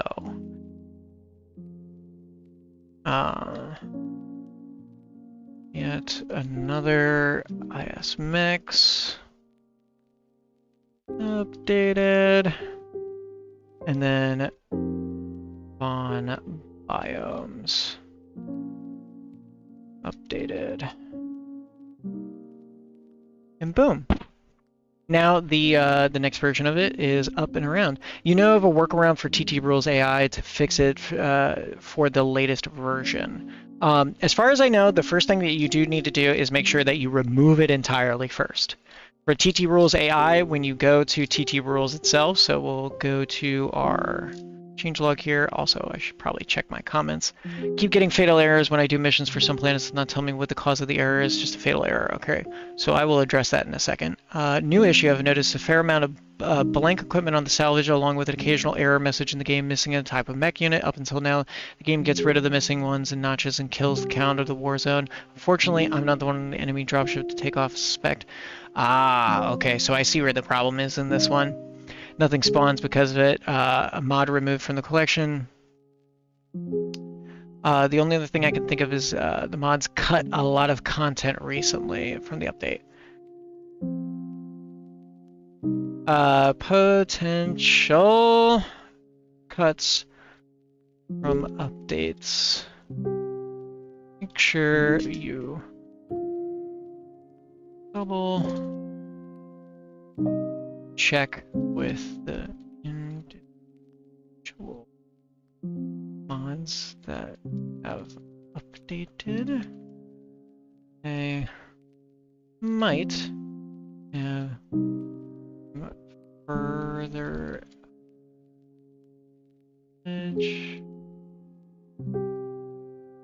Know when I learn more. And I will be responsive if you ask questions on our comments page as well, because as you can see right here, I will absolutely comment and respond to you guys. So in this case, potential cuts from the updates, individual mod. Okay, so now we've got that. Some planets. Looking to the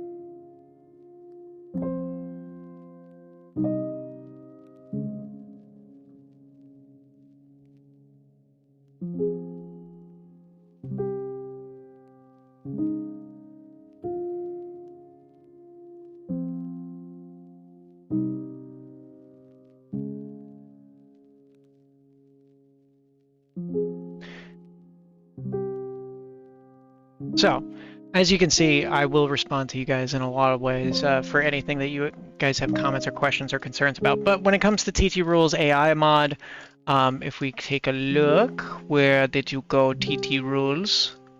You are spelled with a T, so you should be where the T's are.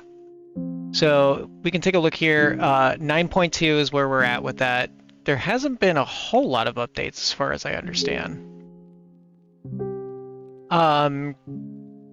So number one, TT rules needs to overwrite Coyote mods, and otherwise it could give potentially bad results. That's another thing. The formation changer you can use so long as you do not use TT rules landsmate orders optional files. If you want to change landsmate orders, remove the formation changer mod. First, they use the same files. So number one, if you're using two interchangers for lance formations, don't do that. Either use the optional formation changer or to use the other mod, basically. Again, it is an optional behavior that you can have added in. You want to definitely make sure that if you have any other AI guide things specifically, that you look into those. Coyote missions does make an effect for that, which means you need to push TT rules to the top of your load order. That is something that will be talked about very often. The other part that goes into that is that there is yet another Discord. You guys can absolutely come to here to get assistance with troubleshooting with friends that are in here. They're happy to help as best as they can to make sure that you have the right files and such. Ask questions, just be friendly, and try and get some good information as you can. I try to work with them as much as possible to make this mod list in particular work as best as possible. So I'm very often in there bothering them every week. So you will definitely know something about it. But it should be functional. You should just be using TT Rules AIM Mod 2. 9.2 is the one that we use from the download from the manager. In particular, I use the one with landsmate orders. You don't have to. You can if you'd like to. But that is because I do not use a formation changer in any way, shape, or form. Now, let's take a look at the rest of what we have here.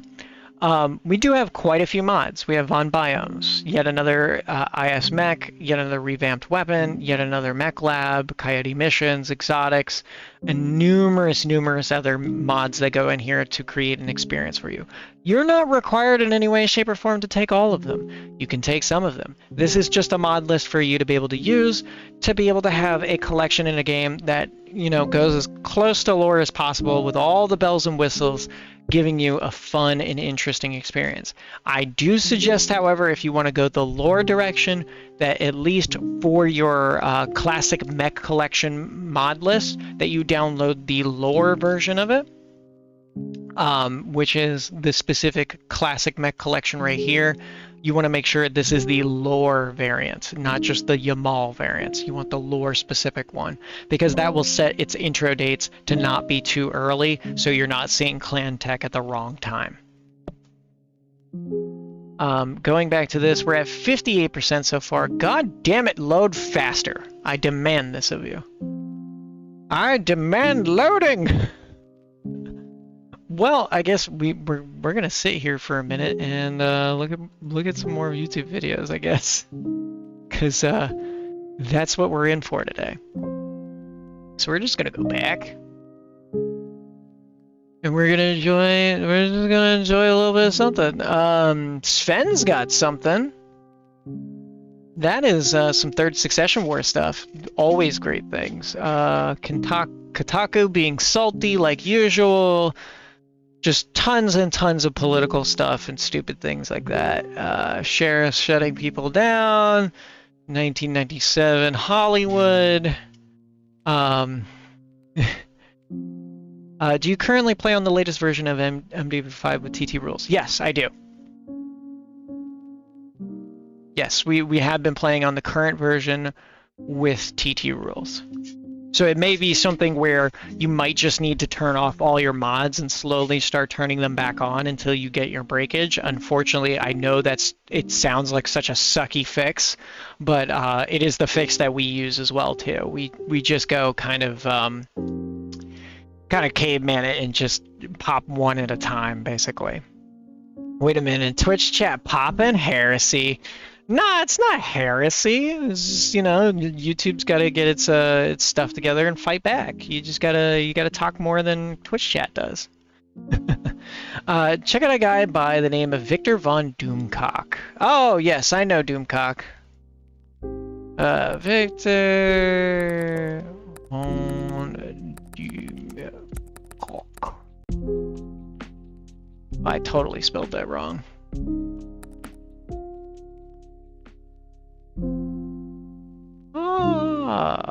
Yeah, DVD Overlord. Gotta love him. Always fun. Star Wars Acolyte nude scene angers parents. Drives viewers to tune out in large numbers, says source. Disney slanders Star Wars fans again, desperately trying to hide the failure of the Acolyte and blame us. Yep, that's about right. That's about what we expected. So, you know what? We got a little bit of time. Let's jump into the slander. My friends, I want to thank you for watching this video. If you like what you see, thank you, please Doomcock. click the subscribe button and click the notification bell. And if you think you're already See? subscribed, please check to make sure YouTube hasn't unsubscribed you without your permission. It happens every day. And if you really like what you see, please consider becoming a channel member. Although, or even leaving a super thanks donation to help personalized keep us is going. fine still. I promise to answer each. Everyone who watches DVD Overlord gets an auto follow. Oh, thank you. I appreciate it. And now, on to the video. My friends, I love a good the gossip. Walt Disney Company is insane. While some of you may be thinking, like we didn't already know that. If you thought the Walt Disney Company hasn't gone batshit insane by now, you either are living under a rock or you are specifically trying to turn the cheek against what is a great evil. Doomcock, a company is a vast and sprawling affair. You can't state a company is insane. The legal fiction that corporations are considered to be people with the right of free speech allows... Yes, you can say a company is insane. I just did. Disney is insane. I've said it. You can't take it back. Psst. Hey Arcos, you should start pushing for IRL Tukied Day and become a community holiday. Absolutely. I will take off on that day too. I will take off on that day. I will put on, when I get it done, I will put on my actual like Torian Concordat uniform, and I will sit here sipping whiskey and smoking cigars, talking about Tukied as we watch the Text Talks Tukied videos. And anybody else who produces a Tukied video too, I will make it as long as possible. We'll go a whole 8 hours on it. We'll make it a whole day. But yes, Disney is absolutely, they're fucking creative and intellectually bankrupt. And it has more of the fact of the intellectual bankruptcy more than it's even the creatively bankrupt, because their intellectual bankruptcy has to do with the fact that they are trying to make stuff on their own. They just can't do it. And the creative portion isn't the problem. They have creative people who can make these sets, do the designs, and make stuff kind of look like Star Wars for the most part. But what they are is intellectually bankrupt enough that they can't read a book about Star Wars. They won't look at any of other Star Wars. They won't even read the original work that they're having to pull off of in order to make their new Star Wars. They may have killed all of Legends, but they still didn't kill the first 3 movies or the prequels in that process. They killed fucking Old Republic, but they sure don't recognize that one either, even though they say that they made High Republic, which is just after Old Republic. It's just like, it's looking at Billy's homework and plagiarizing it. Yeah, it pretty much is, and it's not even plagiarization. It's, I'm dyslexic and I am half blind in one eye, and so I can't make it. There's so much rich soil to write good stories. Absolutely, there's so much. I mean, Star Wars is a very rich and diverse setting in terms of a writer's paradise to write something. I can just pick a planet and write about some dude doing something and get into some shenanigans? Fuck yeah! And there's aliens and shit I can work with. I've got hyperspace technology. I can make my fucking gunslinger western in space. Fuck yeah! But no, they don't want to do that. They have no capability. I mean, I don't even think an AI could write any worse than what they've made. Space Magic Law. They're so stupid they turned Kylo Ren helmet something out of the old Power Rangers, some cheap Tales of the Crypt prop. Yeah, I mean, the worst part has to be is the helmet looked better after they broke it the first time. Like, the helmet was stupid in the first place, and then it looked better after they broke it. Don't forget the space virus making people evil, which is the worst part has to be is it's a Legends ripoff to begin with. Like, the space virus thing is a Legends ripoff, and it's from a small indie creator who made a horror-themed comic setting for Legends about a bunch of clone troopers contracting an alien space disease that fucking manipulated them, and it had force powers. It had nothing to do with what they did, which was 10 times worse.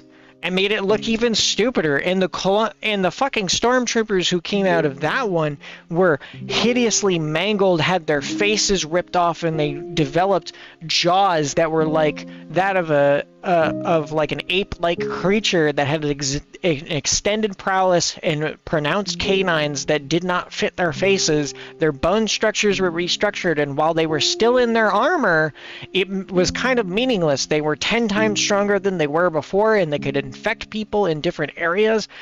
With just the aeration of the actual thing, the fucking starship they were living on is now a cratered hulk that's floating through space that you could randomly accidentally run into, and occasionally these creatures make hyperspace jumps on accident into populated systems where they kill entire worlds. That was the scariness of the original Space Plague that they had, and then what Disney made. So keep that in context. Oh my god, did we finally get the game to load? Holy shit. Piranha Games, you haven't done anything. Sounds like a 40k ripoff. I mean, in a lot of ways, you could call it that, but it also probably predates 40k. That's another problem with that. More than likely, it predates 40k, because a lot of the Star Wars Legends stuff was written in the early 90s between... it was basically between 88 to, I think, like 97 was like the major stuff. I mean, Battletech also predates 40k.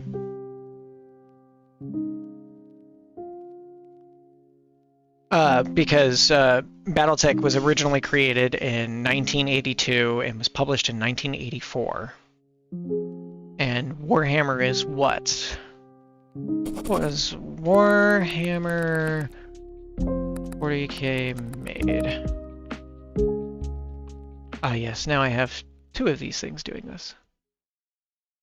87. So yeah, it slightly predates it, basically.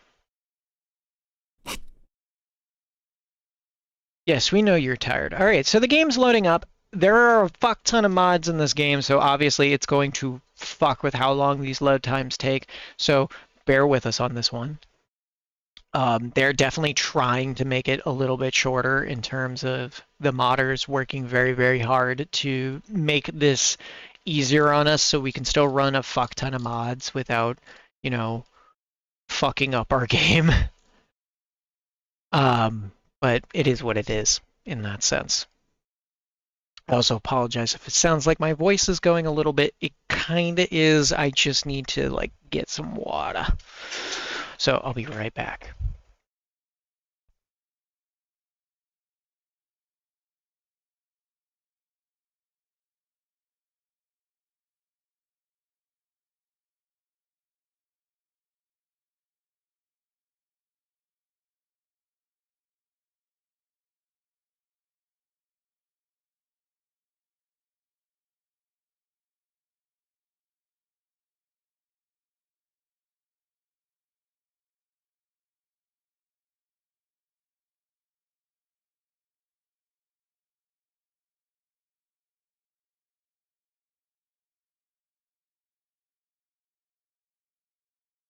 Okay, I am back and I have water, and I'm going to add caffeine to it because I have problems. So anyways, chat, how you guys doing? Hey, how you doing? Now that I've made myself thoroughly have an aneurysm over the destruction of media. I hear Dragon's tired. How are the rest of you guys doing?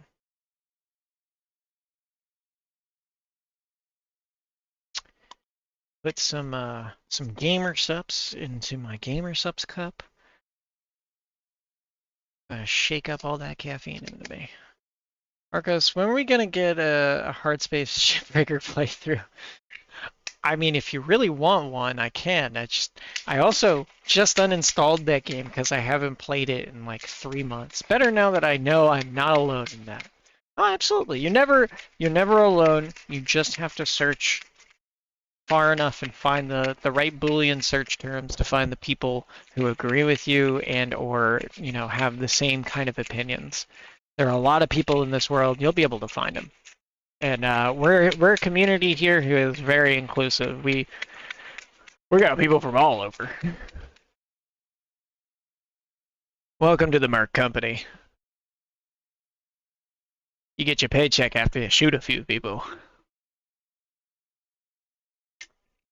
It's a great time. Alrighty. There we fucking go. Loaded, updated, ready to go. Let's get into it. We're going to play our Knights Rampant playthrough. This is a personal setting that we have come up with, which is the Knights Rampant are a Liao unit. So we started off as Liao affiliated, and we've gone from there, and it's been pretty fun. So we're on Paris right now. We're on a manual save. We'll see what we got going on.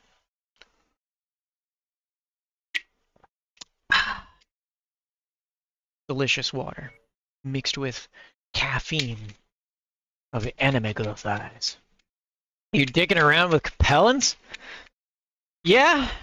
Well, this unit is Capellan, but they're periphery aligned for the most part. Though it has not turned out well for us. Everybody kind of hates us, including the Capellans too. It's actually amazing how much I've gotten the entire inner sphere and the periphery to hate us at the same time. But pirates love us. They fucking love us. They love our ass. Okay, so last we left off with this, we still have an enforcer here. Have we built another enforcer yet? No, we have not. We need to do something about that at some point. We've got contracts here to do. We've got work to get done. Let's take a look at our cantina. Nothing there for us. We can look at some pilots. There's an elite. Nope, sucks. That's a +4. 12, 12, 9, 9, 8, 8. Well, that's a pretty good one. That's pretty good. For a 57. I really want like 60s to be fair, but you know, that's not bad. That's not bad. I'll take it. We'll take a pilot. While we're here, we're going to look at some of the battle mechs we have going on. Stuff's getting fixed up. Stuff is getting repaired. We've got a lot in the mech bay right now that we're working on. Sentinel Squad is being Sentinel Squad. A bunch of Sentinels, all different kinds. 2 of them are the same, obviously, but a bunch of Sentinels.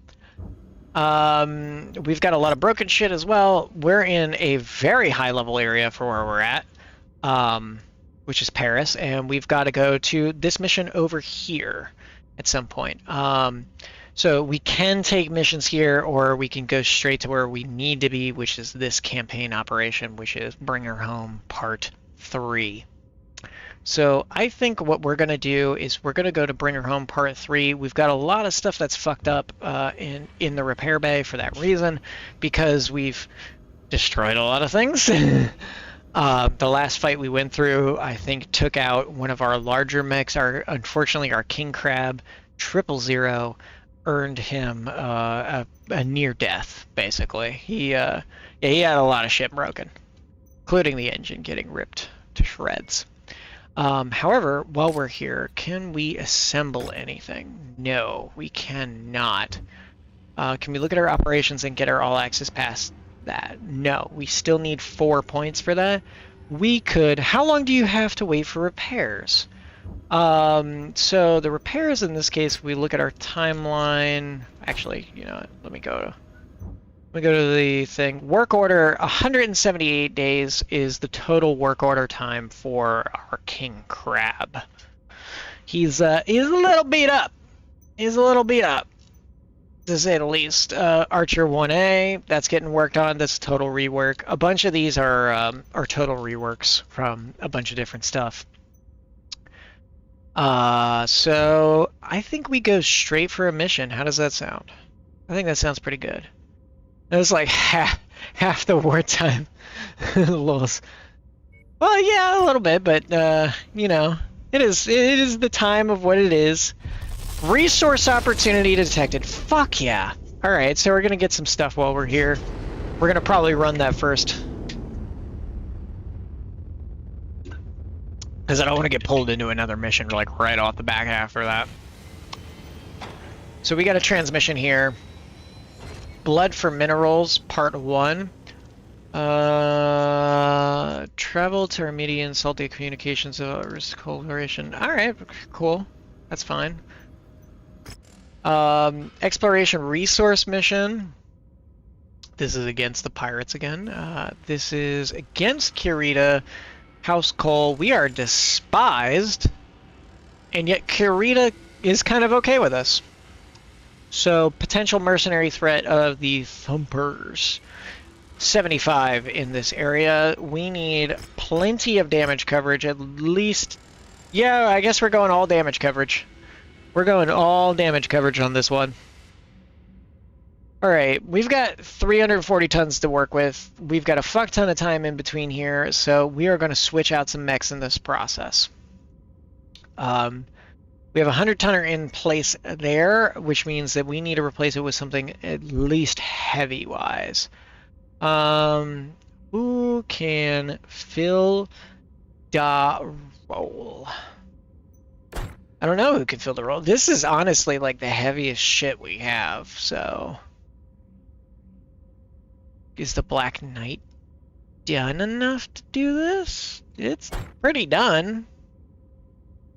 Okay, that's 310. It's not bad. It's not great, but it's not bad. We need a pilot to throw in there that's healthy. She'll have to do for now. Everybody else is kind of fine. 43 days. The Mackie is fucked up pretty bad. So, can I swing another mech in here? How many days is on this one? 43 becomes 92. Nope. Not gonna do that. I guess we just go back to the Mackie then. Just deal with it. Because there's really not much else we can do. We're just going to have to suck it up and deal with what we got. In terms of our battle mech cost, can we drop anybody out of this right now? Yes, we're gonna go ahead and put away our Centurion. I don't really want to mess with that one.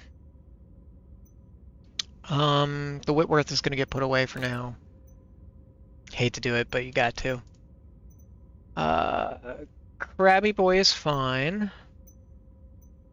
Locust Lamb we're actually gonna keep out. Gunslinger's fine. That's fine. We're just gonna move some of this up. A lot of this has to do with the fact that we're doing repairs on mechs in the meantime, but at least we got ourselves a little bit below 4 million in cost here. So this is gonna take a bite out of our budget, but what do you expect? We're running heavy stuff. We've got a lot of active stuff in our base. A lot of active stuff in our base. And it's what makes it hard to run a mercenary unit. If you want active machines doing active work, you gotta pay a high price. The logistics center is just ahead. Our job is to kick up as much of a shitstorm as possible to draw them out and keep them distracted while Samantha infiltrates the data server. Make a good show of force, but be sure to fall back once all the main objective marks are destroyed. I think it's dead. I'm not sure, guys. I think that thing died. Whatever it was. So... right torso. Or... left torso. What's that?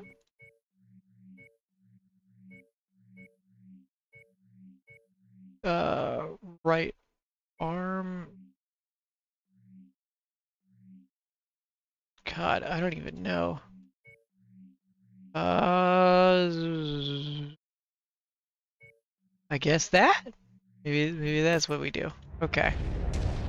That might be something. I don't know if this is gonna work nicely or not, but we're gonna try. We're gonna try. Okay, I'm running straight into a fucking wall. Oops. Okay, that's okay. There we go. Try not to use my lasers too much here, because we've got a lot going on. But we'll do that.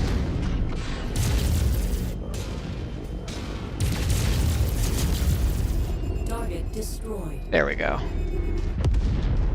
So I will walk us forward. I'm gonna fix those lasers. It looks so cool the way you're doing your thing. It was giving me XCOM 5 at first. Ah, yes. Well, you actually can get kind of XCOM-y with it. There is a battle grid thing that you can do as well if... Be sure to take it apart. That's not it. Ah! As things die around me. It's all about me.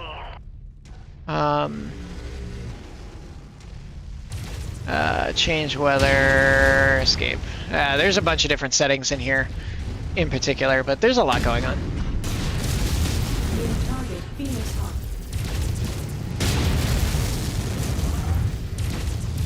Give him death, boys!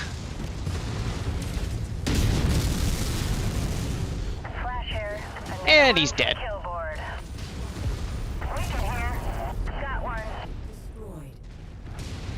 Oh, that's way cooler than I thought I was thinking. Yeah, it's pretty cool. This is Battletech. Welcome to Battletech. Woo! Die, tanker. Welcome to the fight. Once you've found the targeted asset, move up to it, and we'll begin the recovery procedure. Get out of my way. I want my loot. I got my loot. You can never have too much ammunition. Is there friendly fire? Do you have to be extra careful when attacking on the field? You can turn on friendly fire. It is off by default. Target destroyed. If you want to turn it on, you absolutely can. It makes this game significantly harder, especially if you're not playing with friends, because the AI is dumb as shit and they can't make it smarter. People, even with the AI mod for TT Rules AI 2, that just makes them better at what they're doing, but you definitely need to make sure that the friendly fire is disabled, because they will have the capability of killing you, and they will do it because they will fire right through you to get to a target because they do not care. Just as enemies will do the same, they can kill each other for that reason, but you will not be able to kill your teammates, because repairs that long would make me cry. Oh yes, and you'll find, now you have to understand, this is the later stage of the game. These are some of the best mechs you can possibly find in a lot of ways.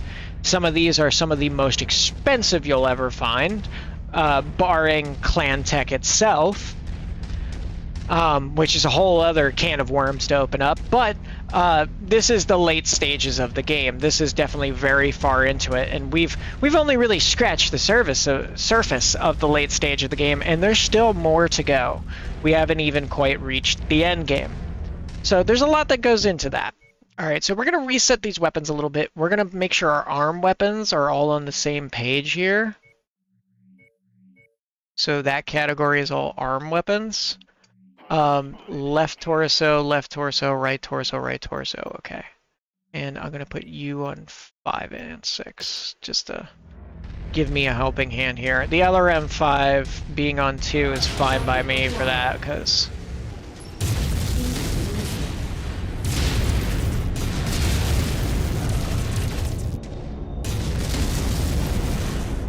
As you can see, that's 2 AC-20s, because that is a demolisher tank. That is a very scary weapon of war.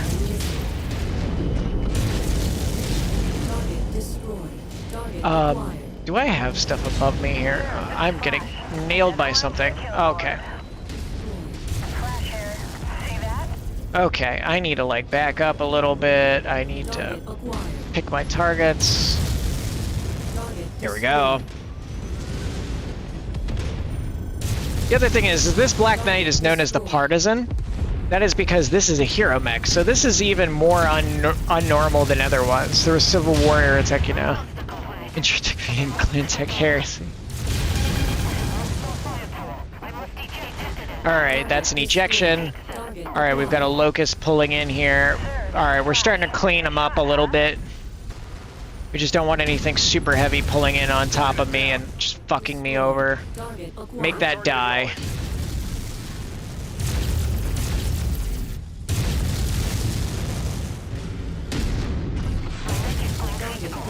And he's ejected. Sir, this is Flash. It's all about me. Scratch that target off the list. Roger, targeting. That must be one of the tanks we're contracted for. Target destroyed. Target destroyed. Alright, we've got enemy dropship coming in that's delivering some mechs. A little bit of lag there. Alright, we've got hits from Igors. Need to take that out of the sky. Target destroyed. Target acquired. Get out of my airspace, you motherfuckers! This is nice. I'm gonna see about grabbing this game off Steam. Yeah, you definitely should at some point, but make sure you mod it. The base game sucks dick. I will not suggest that you get this game unless you are going to mod it and spend the time modding it. It is not a suggestion. The base game sucks dick. So that is my warning. Target destroyed. And also, do not buy it on console if you want to be able to mod this game. Acquired. Yeah, I 100% agree, Xbox Duke. Flash here. Good shot, huh? Get the fuck out of here, you bitch! Stay in the ground! Going critical. I have to eject. Yeah. Alright, we're gonna switch into infrared right here just so we have some clean visuals. Going actually into thermal setting here.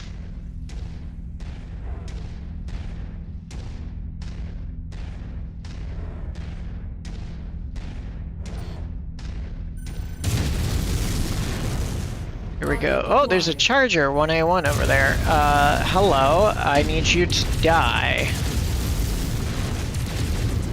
think he's stuck, potentially. I don't care. I want him to die. Oh, look. I chew you from a distance. Now you are dead. Dump all firepower. That heat gauge is getting hot.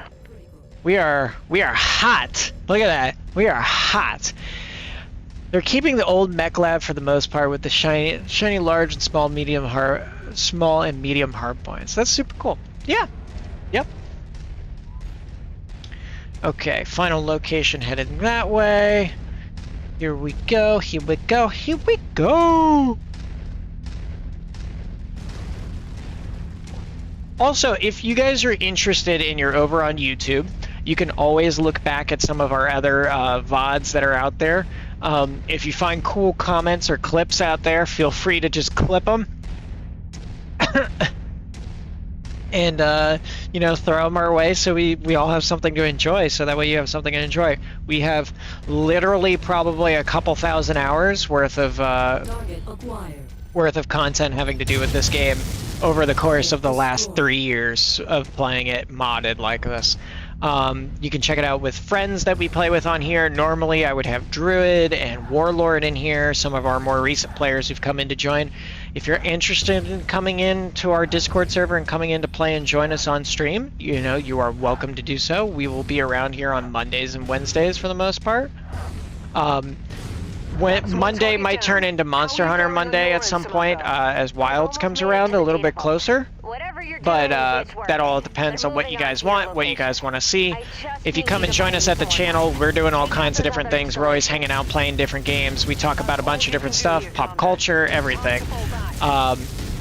We're a highly inclusive group in the sense that, like, we don't care what you have to say. If you disagree with us, we don't give a fuck, but we will absolutely still call you retarded. Because that's how inclusive I am. I call people retarded because I'm retarded. Mildly autistic motherfucker who really loves his engineering. Some other things about the background of this channel, if you guys would like to know, I myself am an aerospace engineer in the makings. I've been working on my degree for the last 6 years, and I have my own thing with aerospace engineering for a project that I talk about every so often, which is a space elevator. I work with a bunch of people in the Battletech community. I hope to make something fun for you guys out there eventually. I also am working on a fan novel book as well, so a whole bunch of projects that you guys have to look forward to if you stick around and hang out. God, I needed water. Fucking destroyed my throat a little bit there. Gotta keep these gamer subs nearby, so I can game on these fools. Send them to their graveyard. Oh yeah. Now it's time to pull out. That's what she said. And make some money.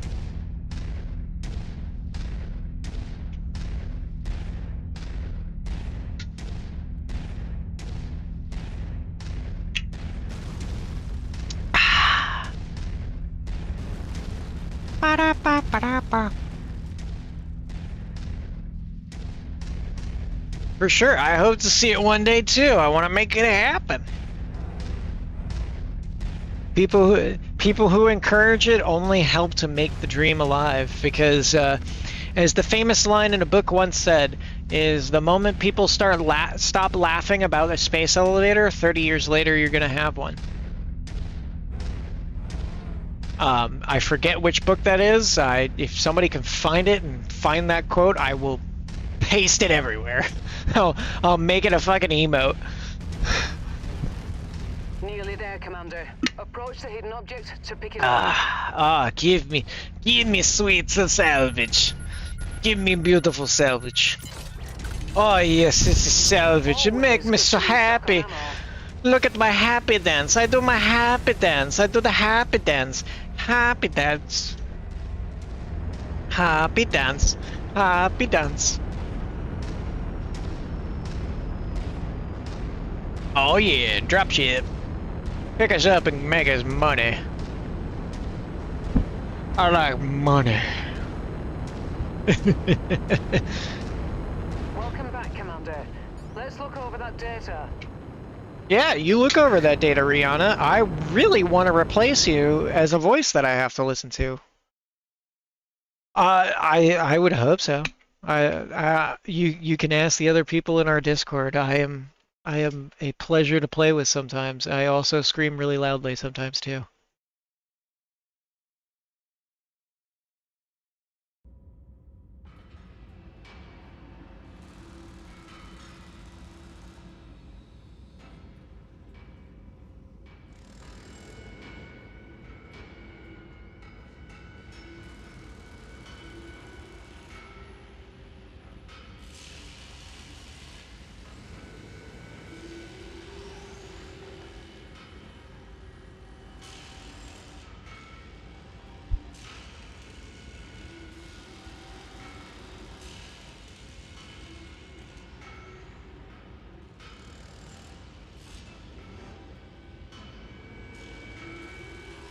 Okay, sorry about the fucking thing acting up the way it is. What are you doing? I don't know what this thing is doing. It's just being stupid. That's great. What the fuck? I am sorry, stream. So things are happening in background here. Allows me to state, the Walt Disney Company is insane. Yes, we know they're insane. Okay, now we're back to game. Whew, it's modded. There will be hiccups. Yeah, it's bound to happen. That was more of an effect of this thing doing insane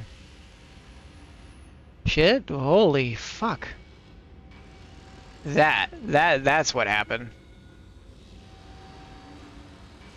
Okay, I knew it was doing something weird, but like I didn't know it was doing something that weird.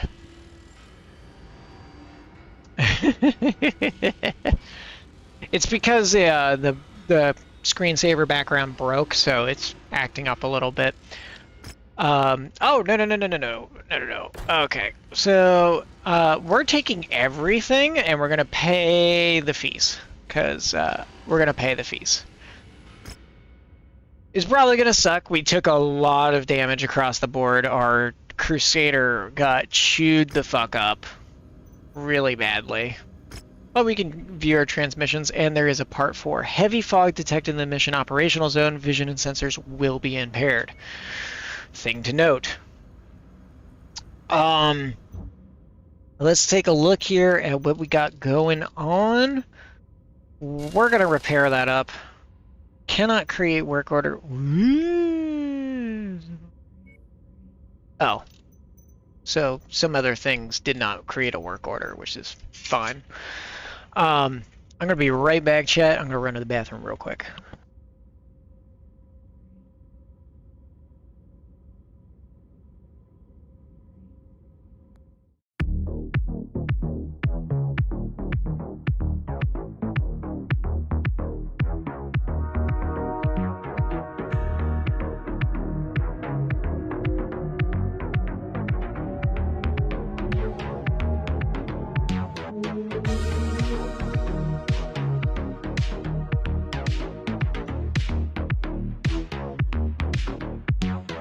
Reactor online. Sensors online. Weapons systems online. All systems normal.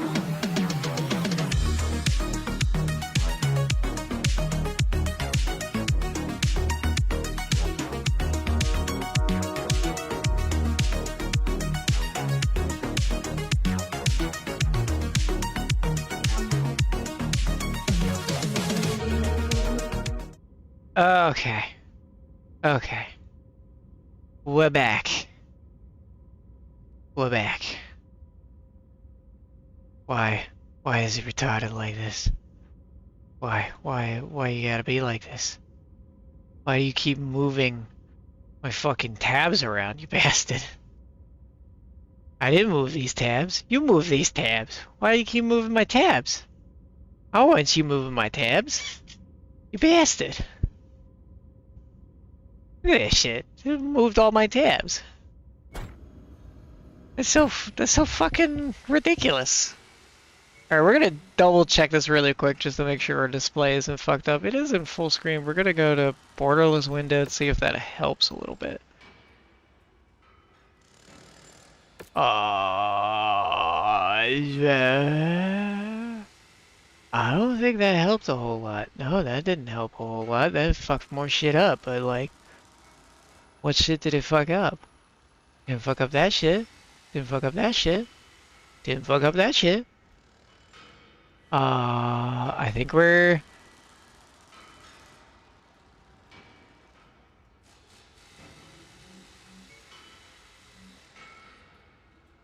Okay, I think we're good. I think it's stopped being stupid. I think it stopped being stupid. But thank you for joining us, Galaxy Eater. See you later. Have a good one. Okay. Also, there's a mech bay that you can walk around in as well. For those of you who do not know, it's very cool. But let's there's a resource exploration mission. We want that resource, that sweet, sweet resource. Give us all of it. We're at least doing a little better there.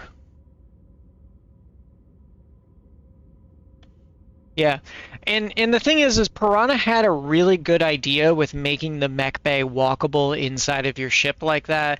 It's just they really needed to refine what you were doing in there and what that space was for, and making it more lived in as an experience in terms of your upgrades and the things that you were doing. One of the greatest things I think that comes out of the actual modification of the games is this upgrades bay in specific. I think if Piranha were to actually work with the modders themselves and build from the ground up a operational experience like this, where you start with a Leopard that's completely fucked up and like you can't get more than 55 tons in the rest of your mech bays to start off because they've got broken actuators, the grease lines aren't there, a bunch of things were ripped out, and so you've got to replace all that equipment. You've got to, build up your financial institution and get contacts. You got to make things happen. You got to get human resources. You got to build up your mech lab and make it work. It's something that they had a good starting idea, but like it feels like they walked away from their own experience as they started building this game, which was a huge disservice to themselves and a huge disservice to the fan base itself. It's definitely something like that. Wait, it doesn't do that. Sounds like basic for progression. Yeah, no, it actually doesn't do that. The base game, just you can run whatever you want. Missions have a certain hard cap. That's how vanilla gameplay works. And it's awful. It's absolutely awful. Because it doesn't feel like an experience of Battletech. It feels like I'm getting shot in the foot. And yeah, you're right. It would make somebody play longer. It would make them more invested in playing the game. Oh my gosh, what a remarkable idea. It's like Piranha's allergic to that. And it's hilarious to me because it's just, why would you do that? I would spend time in the bay and I'd fix it up, customize it. Yeah, and that's just it, is that what Battletech is about customization of mecha, customization of a force, of an army, logistics and spreadsheets, because my God, do we love our logistics and spreadsheets when it comes to Battletech. And as Dragon there in the chat can tell you, we love our logistics and spreadsheets. We are about them. But yeah, in particular, we're going to take a look at our mech bay here really quick, and we're going to see what we should maybe replace before we go out in this mission. So this is a resource opportunity mission.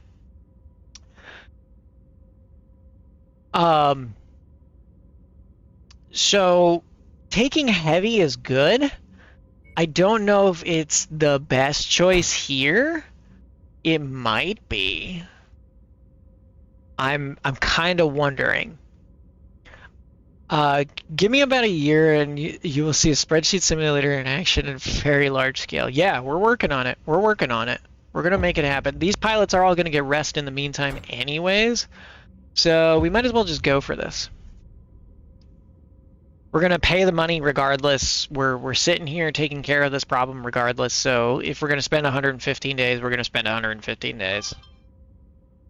We might as well get everything out of the way, because after we're done with it, we're going to get a huge benefit. Ooh, I just got a myth. Oh, that is a very nice looking mech I just got sent.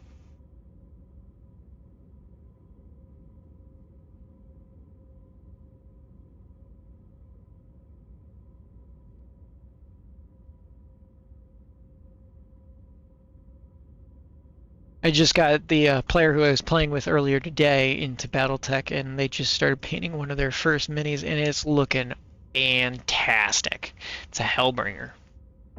So it is a clan mech. So for those of you who don't, By the way, I don't hate on clanners for their mecha, their design, or anything like that. I hate clanners for their culture.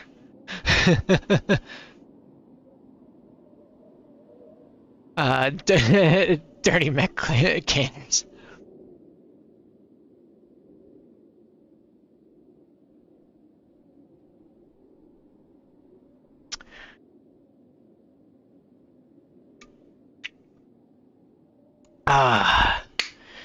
Planners have awful culture, and they're dirty, disgusting animals.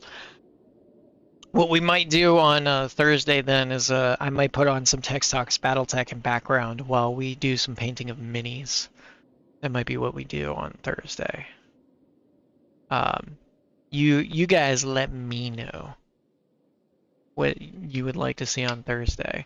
I can put up a poll on Twitter or something like that as well.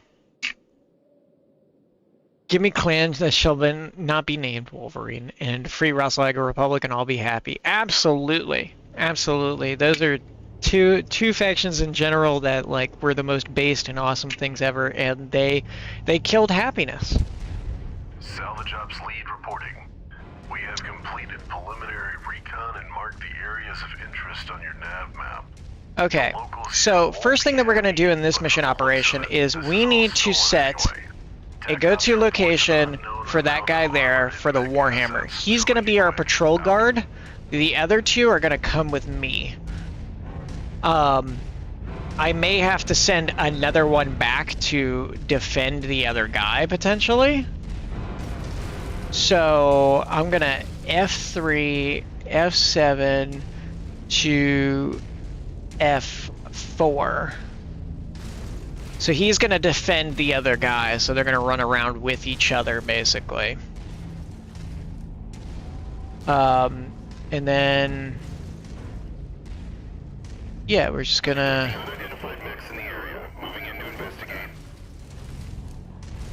if I need to form on a target, I can. That's an SRM.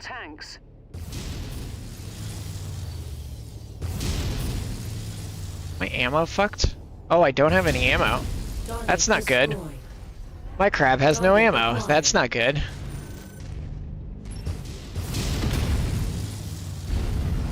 Huh.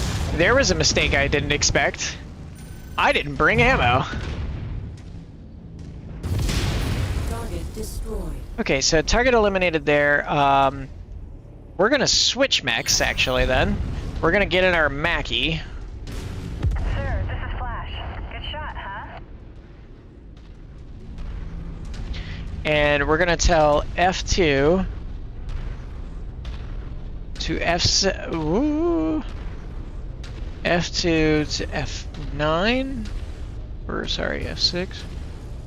F2.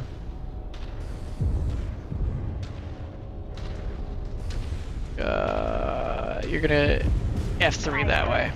Yeah, we're just gonna send you back.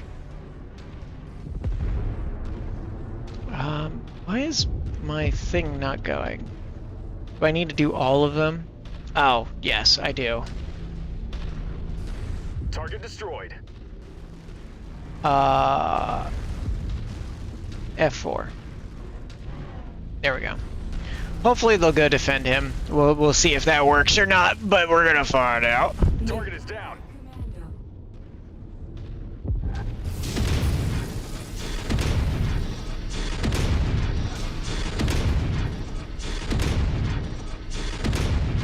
You can't hide from the truth, and the truth is made of PPC. I think we made him dead. Chat, do you believe he might be dead? I think he might be dead.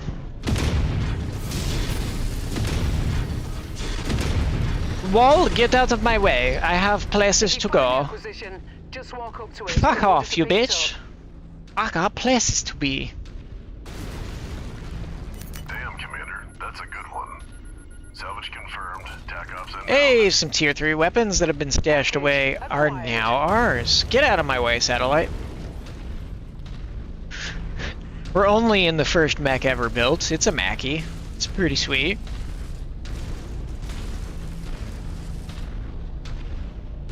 Get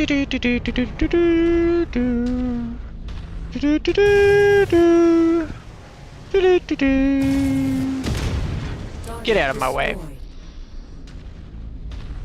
That's close enough. Ready to start pickup operation.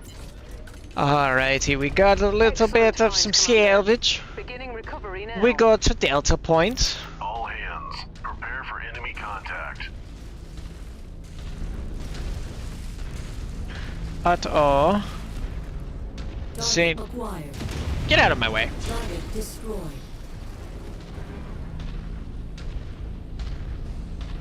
They should be like weapons free. Yeah, go fuck that shit up. Fire on target.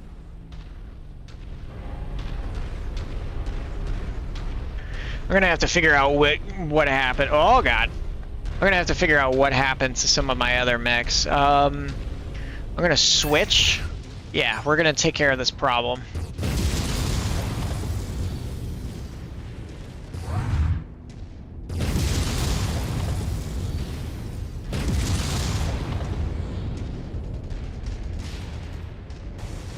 For some reason I am like torso locked.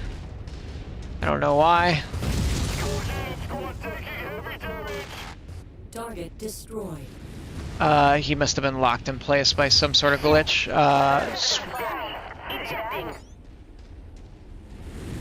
Okay, another enemy down. Acquired. We're just gonna... Target destroyed. Hi? New target What are you? found. Oh, you're a ballista. This is a Frankenmech. Hello, Frankenmech. I'm in love with the weapons that you have there, the endgame ones. Not all of them are the endgame ones. Some of them are just late stage. Some of them are mid-game. A lot of these are actually early tech weapons because we're not even very highly upgraded. Like the twin PPC and SRM6 build right here on the Warhammer that I was just using. That is a completely straight up basic build. And that's like an underbuilt one. It's just got extra heat capacity and the capability of doing other things. We're just gonna fire these off and get his attention, because that is a Warhawk Prime, and that thing will fuck us up if we are not careful. That is 4 ERPPCs. Yeah, we need to make that thing Target die. destroyed. Ah, there. It's one of the more tanks. Destroy Get it! He's gone! Destroyed. We need to murder him. And that is that. So I think we're good in terms of like incoming stuff here. So the point of the game that we're at right now, at least with these sets of mods and such, is that we are only in like a fucking like early mid game is what I would call this.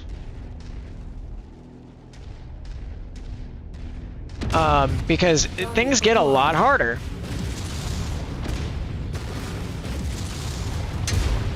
Fuck Target out of here, destroyed. bitch. We'll go back to the cockpit.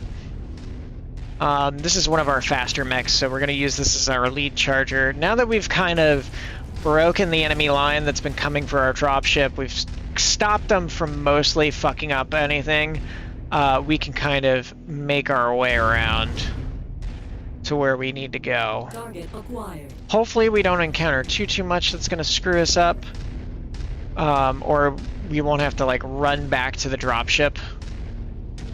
I think he's stuck potentially. No, he's fine. He's going up a cliffside. It's pretty steep.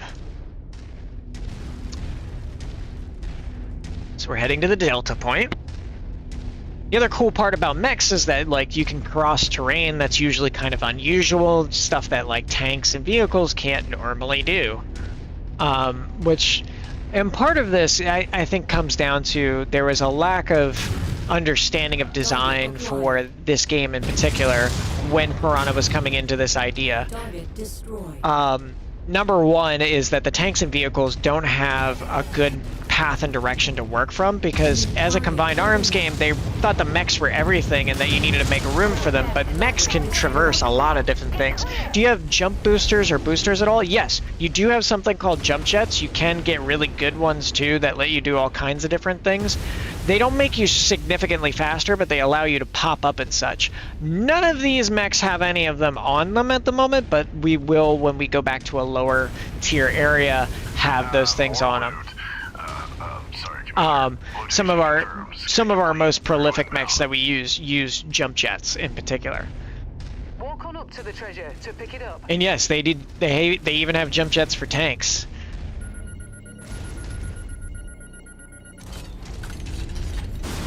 There are very few of them that have it, but you could always build a custom version of a later year type of device that does that. Okay, that is a squad right there. Fuck you. Okay, we're just gonna have to...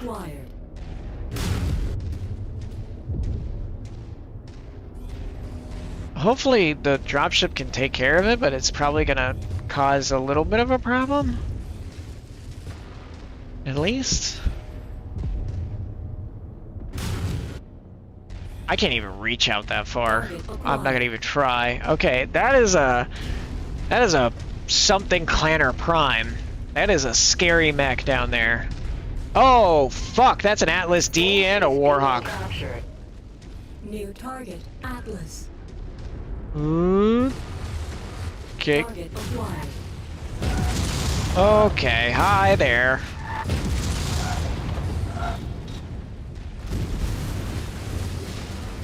Incoming missile.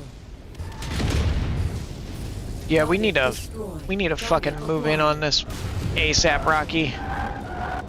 Oh, hi. Commander, that mech is sending in for reinforcements. Drop it. Target destroyed. Target acquired. 20 seconds. Is it the Atlas, of all things? Focus. Yeah, it's him.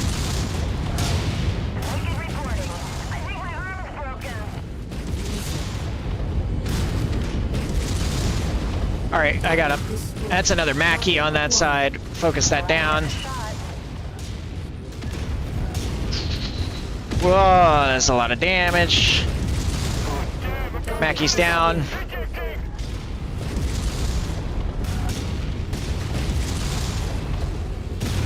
Fuck you!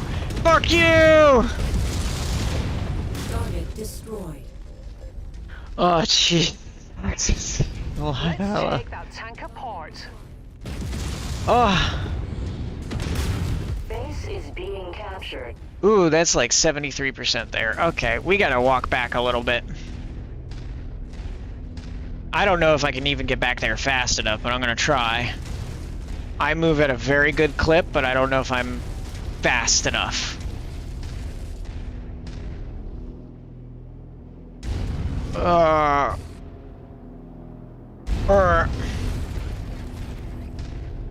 Come on, come on, come on. Let me get over this hill, please. 93, 94. Acquired.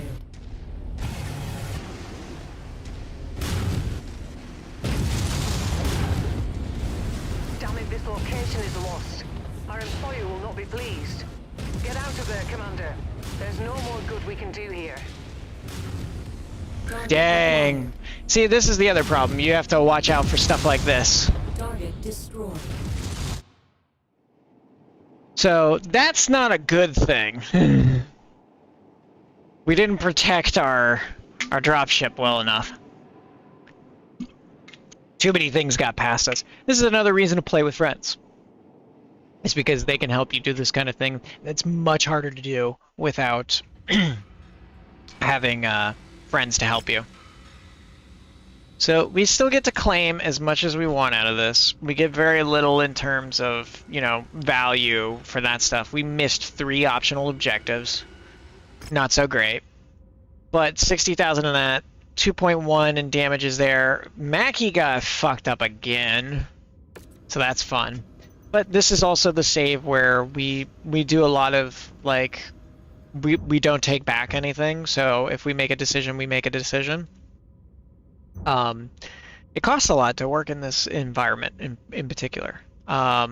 But we've got stuff done now, which is excellent. Which means that we can go and... Sorry, we'll go back to there. I like the mechanic is different because you can't just play, but you have to manage a battle itself. Yes, and that's the biggest point. Battletech is a strategy game at the end of the day, is what it should be. Even in Mechwarrior, where you're playing the more RPG first-person shooter element, you want a level of strategy required that requires you to either coordinate with friends or utilize an AI interface to do stuff. But yeah, if you get into something like classic Battletech, you'll discover very quickly how wargamey this game is, because it is a war game at the end of the day. Okay, so what I'm going to do is sell off some junk stuff that we're not going to build, basically, and that we just kind of want to make some money off of. So we're going to get rid of our commando parts everywhere. I know some of you in chat might be screaming, why are you doing this? You could just build them. And the answer is I need money because I'm in the negative, which means I took a loan out. We're paying back that loan in salvage that we're selling back. Stuff like javelins and cheaper mechs are what we're going to start with first, just to clean out our lower environment. The reason being is that we've come far enough in the game where we're focused on heavies and assaults 90% of the time now. So our lower tier mechs we're only really going to use to build and sell, because we've got some of the best stuff we can get in terms of light mechs and medium mechs that we want. Occasionally we will look at some of them, but it really depends on what we pick up. So we're going to keep... It's a Hollander that we're going to sell. The Jenner Prime parts, we don't have enough to build one, so we might as well sell it. That'll give us a cool million. So now we can start doing something a bit different. We're going to build and then sell. And we're just going to do this with a flea, so we have enough money. Now that we have enough money, we're going to go back to a hub, so that way we can sell this for a better price without penalties, and we can build and sell and build and sell, and we're going to build our economy back up. We're going to build a little econ back. And to be fair, this is how a lot of mercenaries would probably do their jobs in a lot of ways. I'm not dissing the flea. It's just, you know, a flea. It's garbage to me. I need to sell it. I've been itching for another tactical game since Alien Dark Descent. Alien Dark Descent is a fucking great game. This is nowhere near as tactical of a game, unfortunately. I really wish it could be, but it's not. If you want a really good tactical experience, I highly suggest you check out Battletech the game, and check out the 3065 mod, I think is what it's called. I wouldn't check out Rogue Tech as much as Rogue Tech. It can be fun. I think the 3063 mod is 3063 or 3065. I don't remember which one it's called. But that mod in particular is excellent for it. It really gets you. Yeah, 3060 is the better mod, yeah. Rogue Tech is cool, though. I will give Rogue Tech for what it is. They really went hard with trying to give everybody everything. So that takes care of our light category. We're going to go to our mediums now and build anything green in there.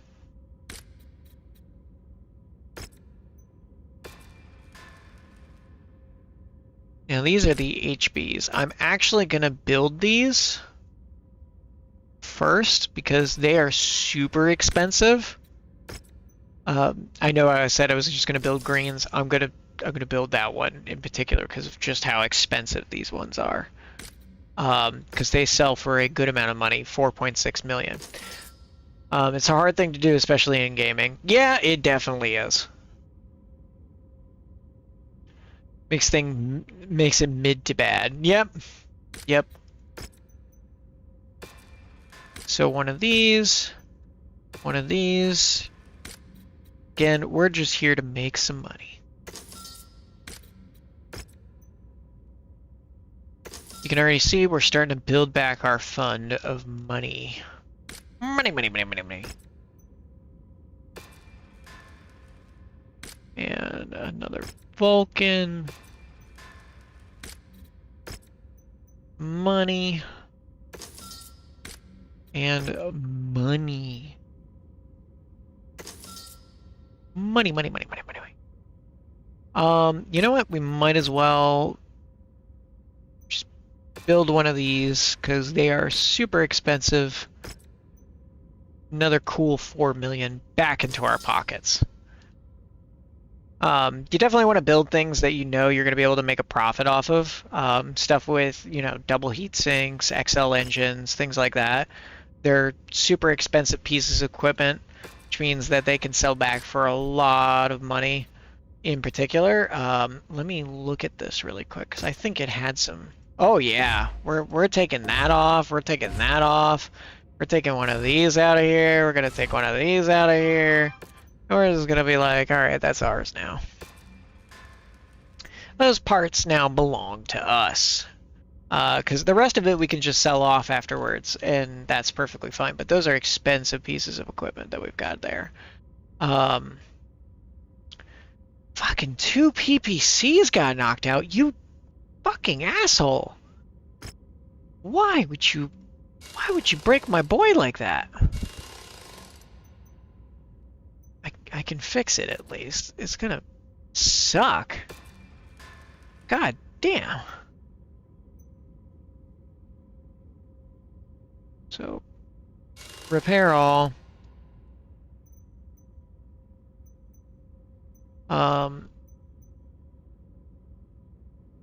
Let me look at our crab here. Fix.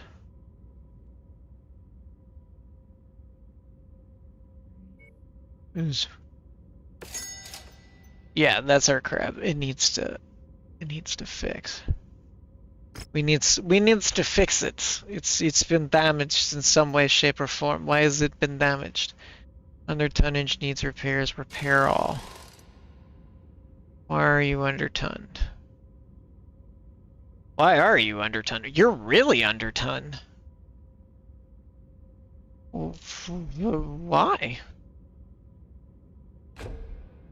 Okay, you apparently needed a bigger engine in here. It's kind of wild. Stick that in. Fuck. I don't need that. I instead want a heat bank pirate.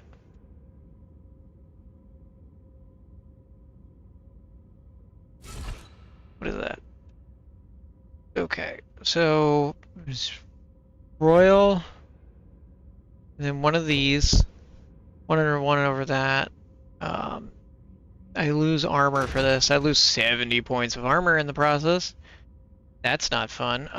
Can I just replace you with heat sinks at that point?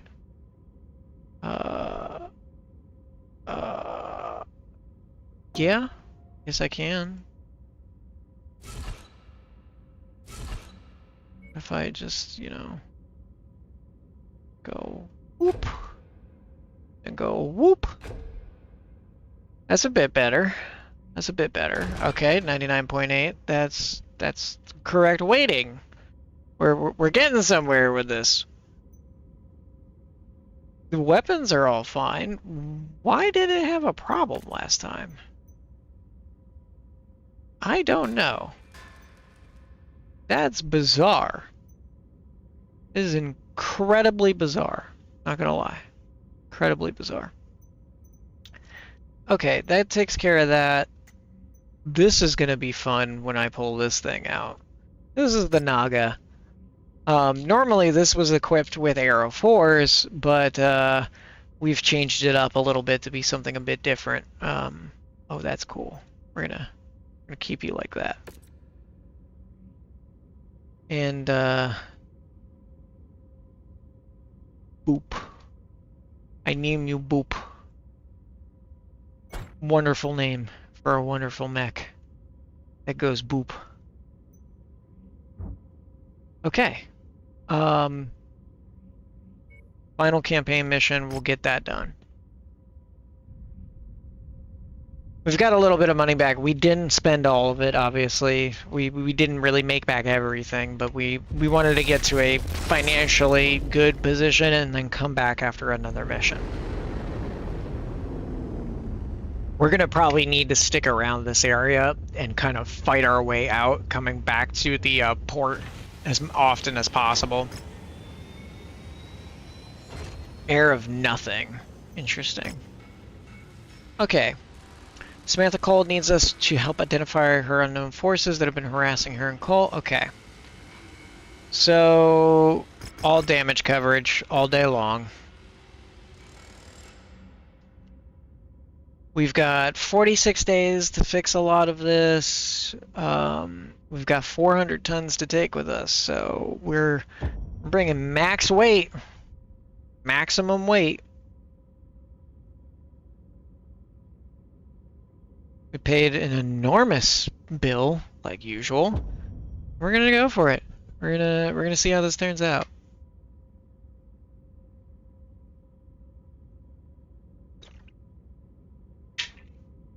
As I spill water all over my face.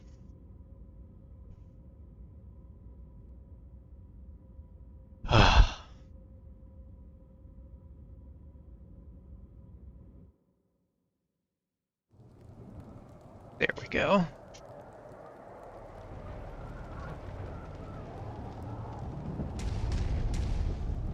Commander, incoming message from Samantha. The decryption process is taking longer than I had anticipated.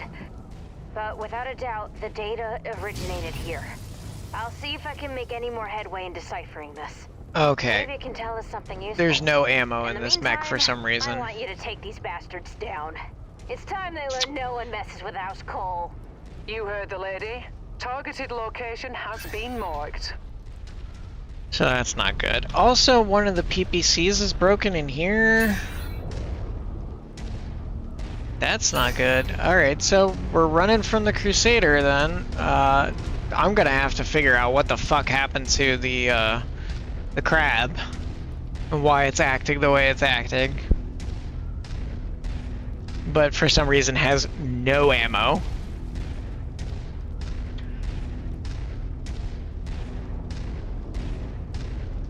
Because it said it had ammo. We looked at it in the mech lab. It said it had ammo. We're gonna have to find out why it's doing that. But we're not safe scumming. We're going forward. We just have to deal with the problem.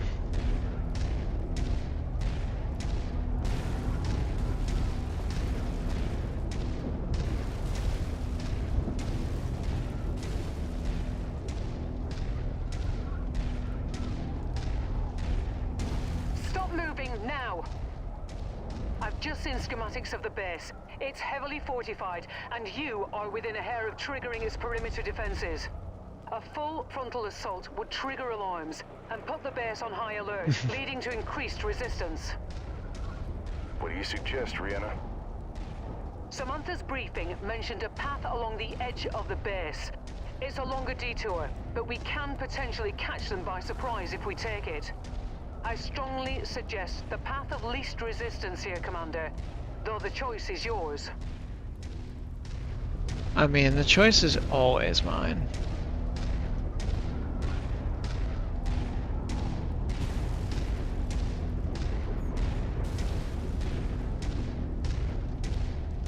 But we'll see what happens.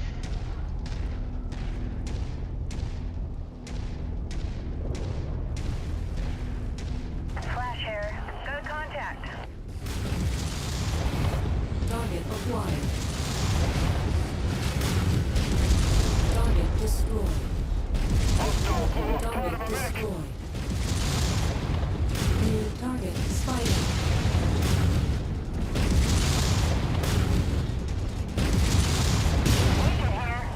Enemy down. Acquired.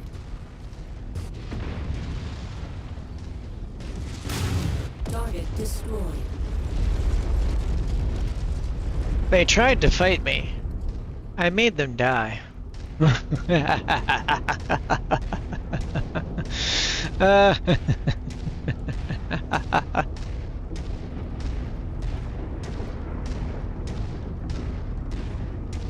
Take me out? You must be mad. I picked up a signal resembling the trace on you. Destroy that structure on the cliffside before anyone decides to pay you a visit. Also gonna put our music back up in background.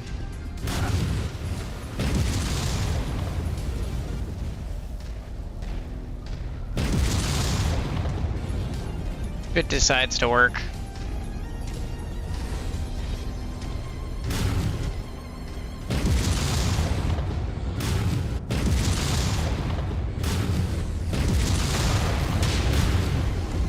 Target destroyed.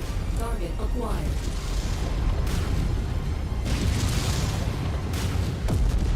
Target destroyed. Combat vehicle rolling in. Be sure to take it apart.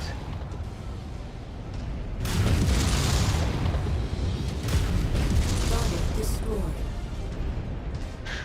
I think he's dead.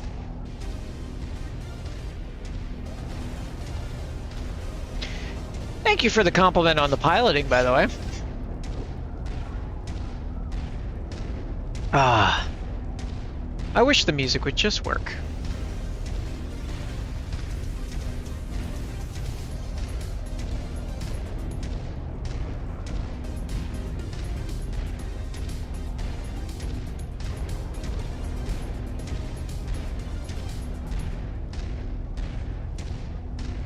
Come out! Target acquired. Target destroyed. Target destroyed. Yes, I took the path of least resistance, which is straight up to the front door.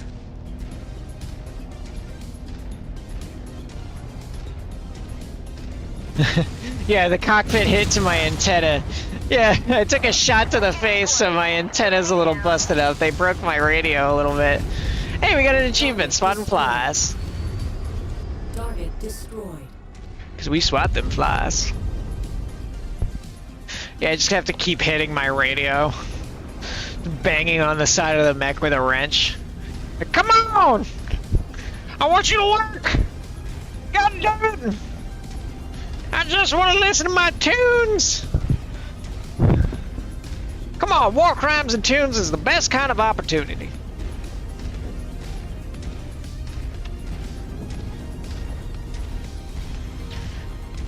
Just I do a little jig as I go along.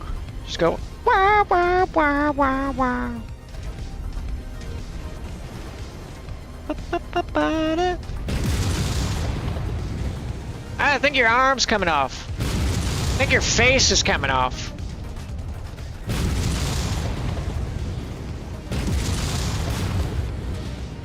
Sir, I think you're a little skeevy on the legs there. Might wanna look in some cream to fix that. A little cream of soup. You're a little light in the face there. Did you see a ghost? Hey there! What's up? Goodbye! Hey there, buddy. How you doing? Goodbye. Hey there, buddy. How you doing? Hey, hey, come back here. Come back here. I didn't say you could leave. Did I say you could leave? I didn't say you could leave. You're not leaving. I said no leaving. I punch you. Alright, cowboys. Let's settle on up to the rest of their base. You're like, they have an ambush waiting for you. Don't you mean I have an ambush waiting for them? But you're just approaching their front door. That's my ambush. I'm picking up another signal source up ahead. Target destroyed. I don't know what that was, but it's dead now. Hi there. Bye there. Target destroyed. Don't give me your back or I'm gonna shoot it. Target acquired. Sir, this is Flash. Another one for the kill board.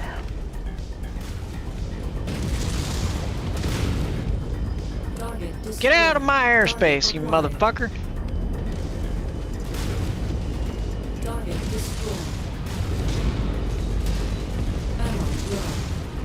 Forgive me, Orpheus. My target got a critical shot. Target destroyed. Target acquired. Target destroyed. Get out of my airspace, motherfucker! And you! Fuck off! Target destroyed. Target Enemy destroyed. I think they're dead.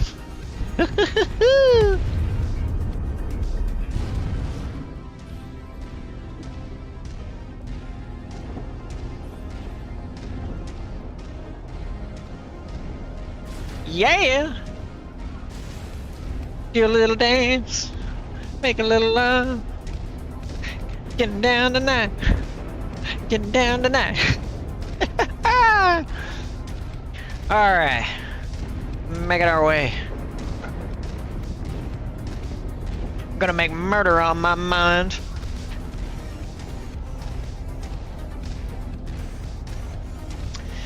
Two out of 3 ECM terrorists destroyed. I did not destroy them all? I have no idea I did. Target Phoenix Hub. Target That must be one of the tanks we're contracted for. target destroyed.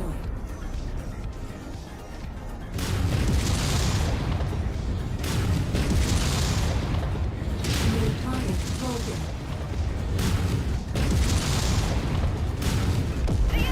Target destroyed. Ammo depleted. My ammo's depleted. That's good. Target acquired. So I can't ammo explode anymore, but I'm down to just lasers. Missile. So that might be a problem. Target destroyed. But we're gonna keep pushing. Acquired. Alright, Phoenix Hawk right there. We're just gonna hit you with some schnaggling shots. Get out of here, buddy. Alright, we're gonna switch. We're back to the King Crab. We've got a lot of firepower here, but, you know, it is what it is. We're still lacking in the most important one of our firepowers. Which is very sad.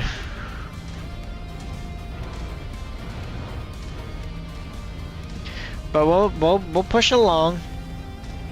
The last structure is dead ahead. You'll be in the thick of its trace. Destroy it quickly. Alrighty.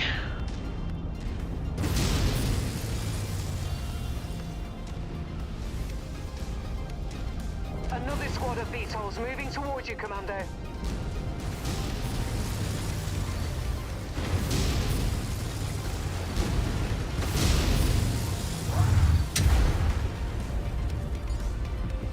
Target acquired. Target destroyed.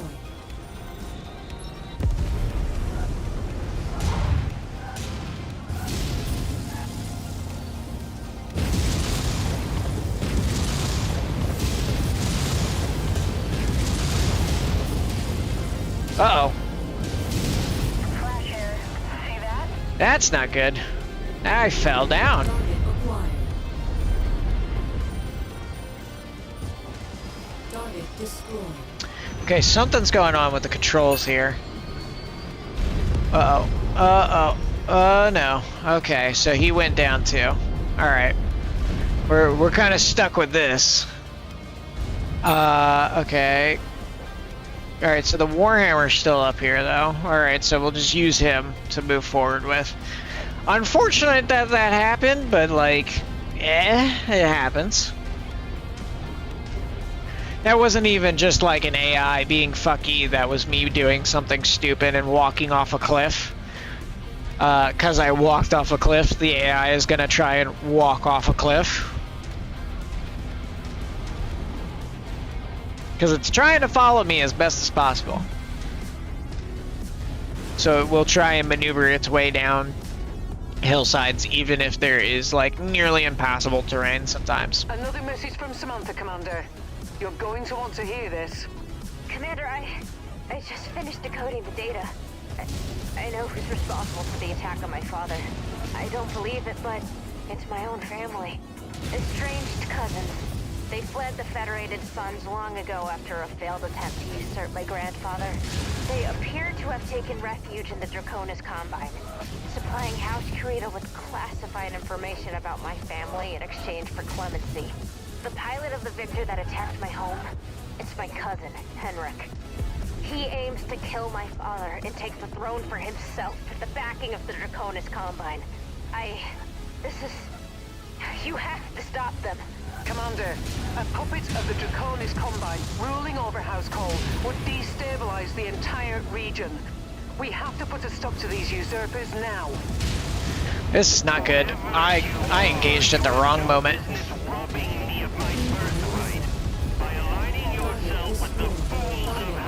Yeah, well, you're dead now.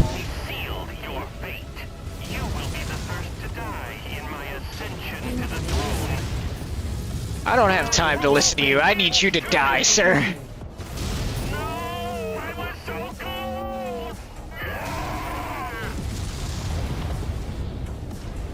I just shot him in the head while he was talking. That was pretty funny.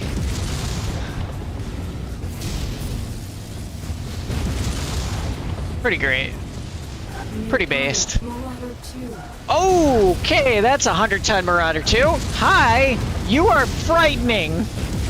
Die, please, die!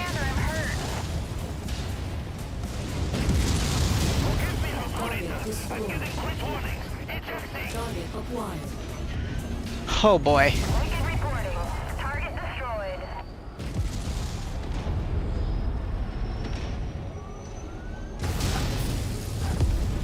Target destroyed.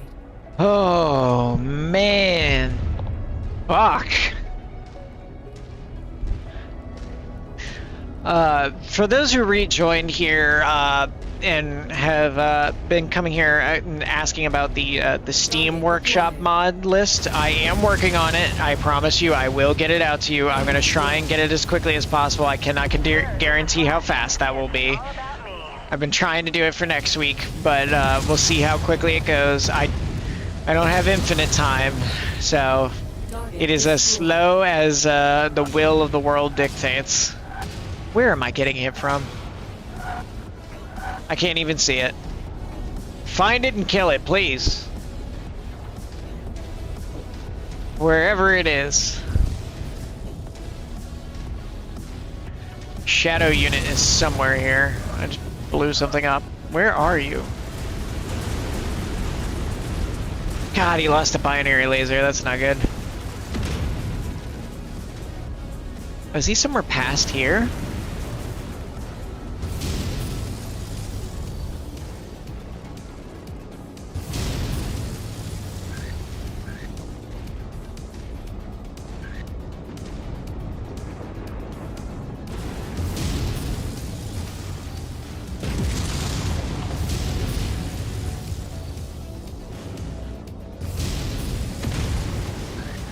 Oh, hello. Target stalker.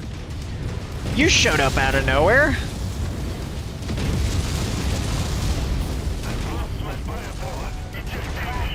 Anybody watching this? Yeah. The facility has gone cold, Commander. No other hostiles detected. And one more thing. Incoming transmission from Samantha. Hey, that was really amazing what you did for my family. This plot against us has been in the work for generations. And now it's finally over. Thank you. Thank you for... Look at me getting all sentimental. Well, a deal is a deal. I'll head back to my father, and I'll make sure you get a little something extra for your efforts. Nice work, Merc. Indeed. Fuck yeah, now pay me. Are you gonna let me out of this goddamn mission? There it goes. Needed a little extra leg room to let us go.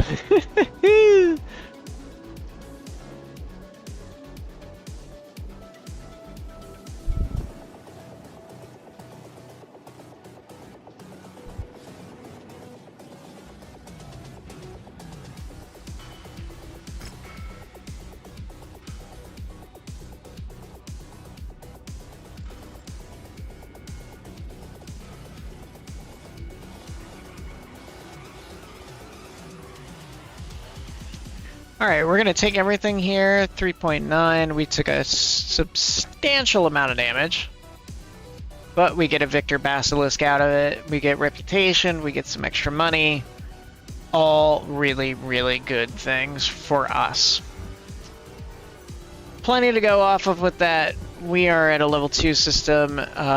We need to head back to port. And that is where we're gonna pause for this stream. Can't wait to see you all back next time. It'll be on Wednesday. Back with some more MW5. Hopefully we'll have some friends playing with us that go around. Otherwise, you know, check it out on Thursday. We'll be doing some IRL stuff. We'll probably put some Tech Talks Battletech in background while we paint some minis up and do some stuff like that. And in the meantime, feel free to check out the links below for the YouTube page. Subscribe, follow, do what you want, interact with the chat in some way, shape, or form. Help support what we're doing out here and keep the Battletech community alive. And we'll keep looking at other things more Battletech and Mecha. Until next time, guys, keep calm, carry on, and keep committing those war crimes. Have a good one. Peace.